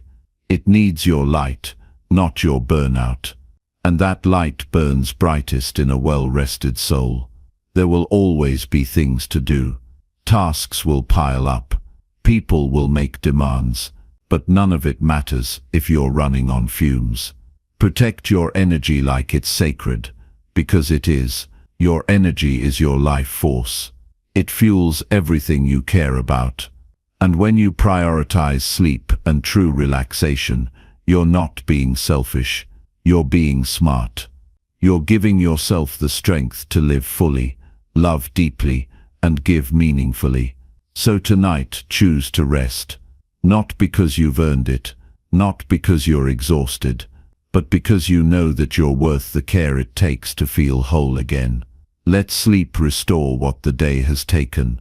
Let silence carry you home to yourself. And when you wake, let it be with the kind of energy that comes from deep, honest restoration. The kind that doesn't just keep you going, but brings you back to life. Chapter 14. Strengthen your willpower by resisting unnecessary distractions. To grow stronger in any area of life, you must first learn to manage your attention. Every day the world competes for it, notifications buzzing, ads flashing, news spinning, conversations pulling, emotions flaring. In the middle of all this noise, it's easy to forget what you came to do. It's easy to waste hours following the urgent and ignoring the meaningful.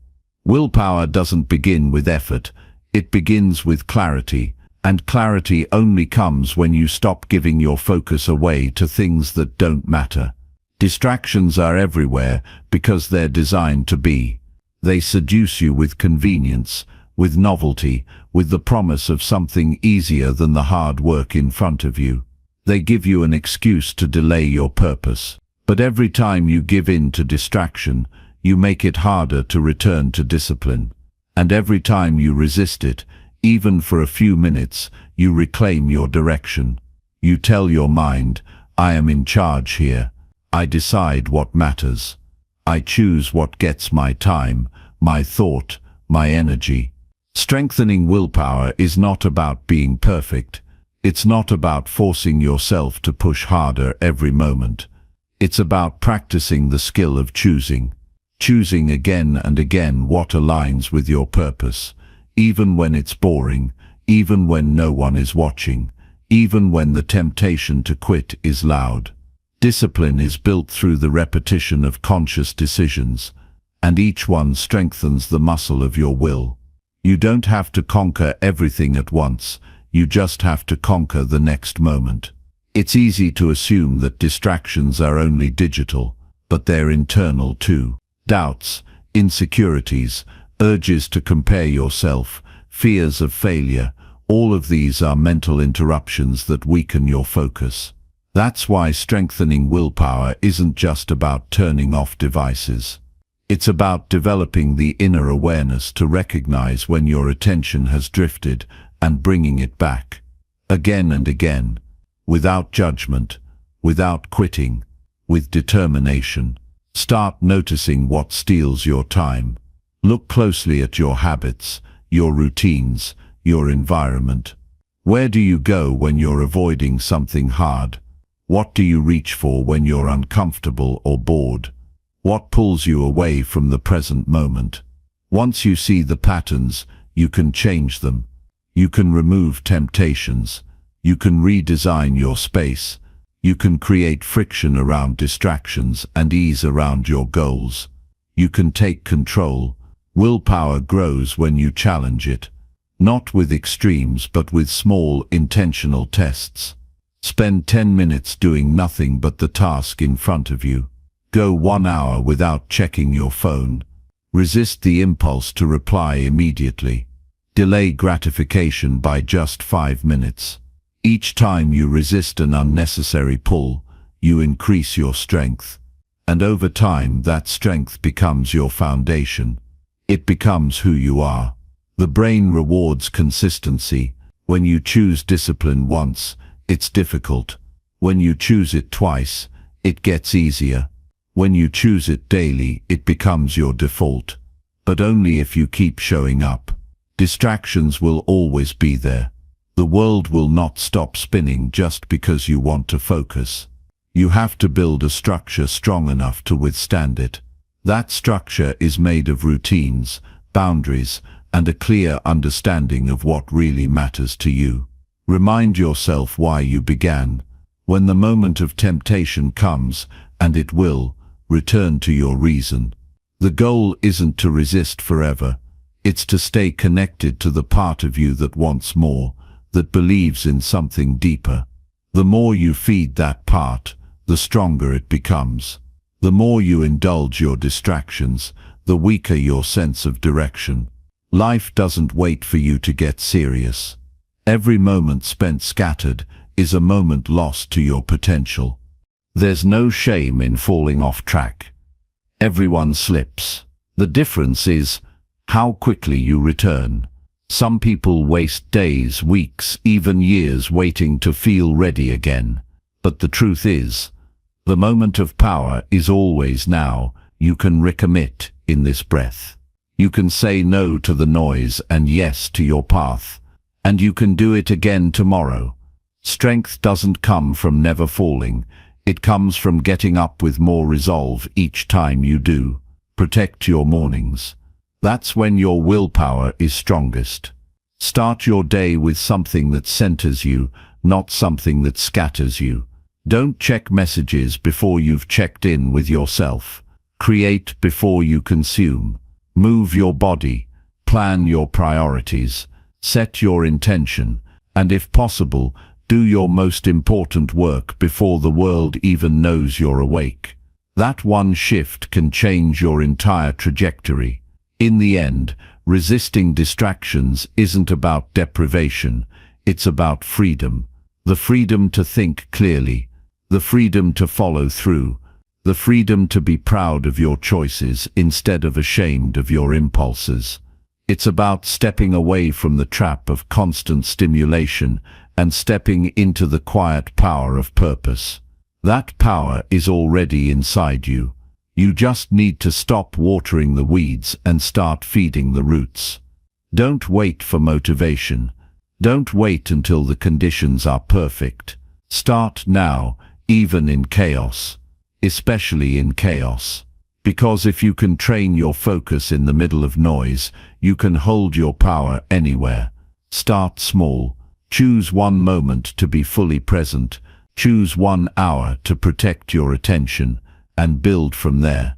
Let each choice be a vote for the person you're becoming. Remember, everything you feed grows. If you constantly give your energy to distractions, they will take over your life. If you feed your goals with daily effort, even imperfect effort, they will take root, and eventually they will bear fruit. Willpower isn't magic, it's management. The management of your time, your thoughts, your space, your habits. Take that responsibility seriously. Your future depends on it. You are not at the mercy of your urges. You are not weak just because you get distracted. You are capable of deep focus, of real presence, of consistent follow-through. But you have to train for it, just like a muscle, just like a craft. And the more you train, the more natural it becomes. Until one day, you realize what once pulled you off course no longer has power over you. And that moment, that quiet triumph of self-mastery, is worth everything. Chapter 15.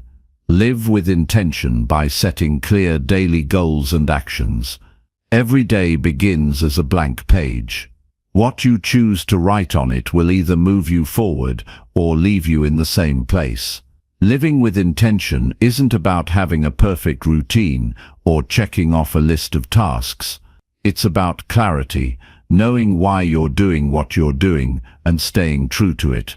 Without direction, time slips through your fingers and your energy gets divided among things that don't matter. But when you set clear goals and deliberate actions, you become the author of your own progress. The difference between a productive day and a wasted one often comes down to what you decide the moment you wake up. Before the world starts speaking, before the noise takes over, you have a chance to define what matters to you. You can ask yourself, what do I want to move forward today? What action will bring me closer to the life I want to live? The clarity of that question can act like a compass. It doesn't have to point towards something massive. It can be one simple step, but it must be chosen with intention, not drifted into by default. The mind naturally wants to react. It wants to jump to what's urgent, what's flashing, what demands your attention. But reaction keeps you stuck. It robs you of choice. Intention reclaims that power. It shifts you from being passive to becoming deliberate. Every goal you set for the day, no matter how small, is a signal to your brain that your life has a purpose, that you are in control, that you're not here to simply pass time, you're here to shape it. Clarity is powerful because it simplifies everything. When you know your target, distractions lose their grip. You're not pulled in 100 directions because you've already chosen your direction. This doesn't mean you never face interruptions or changes in plans. It means you know how to return to what matters. You don't wander aimlessly through your hours. You walk with purpose, even if the pace is slow. It's not about doing more, it's about doing what counts. So many people are busy all day, but accomplish nothing that truly matters to them. They confuse motion with progress, urgency with importance. Living with intention means stopping to ask, is this helping or hurting? Is this aligning or distracting? You must be ruthless in choosing what deserves your time, because what you focus on grows, and if you keep feeding the wrong things, your life will reflect that. Each morning offers a chance to reset. Even if yesterday was chaotic or unproductive, today doesn't have to follow that path. Begin by defining 3 clear outcomes for your day. Not vague wishes, but specific actions you will take. Write them down, speak them out loud, look at them often, let them guide your decisions. This practice is not about pressure, it's about clarity. When your mind knows what to do, it resists less, it wastes less, it focuses more. Don't underestimate the power of small goals. Progress is built on tiny wins repeated consistently. A 10-minute effort, done daily with purpose, can move mountains over time. But only if it's directed, only if it's chosen. Random effort leads to random results, but focused action, even in small doses, compounds into real change. That's the hidden strength of intention. It makes each moment matter more. There's a deep satisfaction that comes from ending the day knowing you followed through on what you set out to do. It builds confidence. It creates momentum. It reminds you that you are capable of living on purpose, not on autopilot. You don't need motivation for this. You need a system. Something that helps you set your targets, return to them when you drift, and reflect on them at the end of the day. Simple tools can do this. A journal, a note on your phone, a quiet check-in with yourself in the evening. What matters is that you're honest, that you're consistent, that you stay connected to your path. Avoid overloading your days with unrealistic expectations. Intention thrives in clarity, not in chaos. If you try to chase 20 goals at once, you'll likely accomplish none. Choose fewer targets and go deeper with them. Ask yourself what would truly move the needle today, not what would look impressive, not what would make others notice, but what would truly matter to your growth, your peace, your progress. Let that guide you. You'll have days when you lose focus. That's normal. The key is to catch it early, without guilt, and gently return to your chosen path. The faster you return, the stronger your intention becomes. It's not about perfection, it's about presence. Intention doesn't mean being strict or rigid. It means being awake to your life. It means noticing where your energy is going and steering it back when it drifts. This is how you build inner leadership. This is how you take ownership of your time. People often wait for clarity to show up before they act. But in truth, clarity is created through action. When you choose a goal, take a step and reflect on it, you learn more about what matters to you.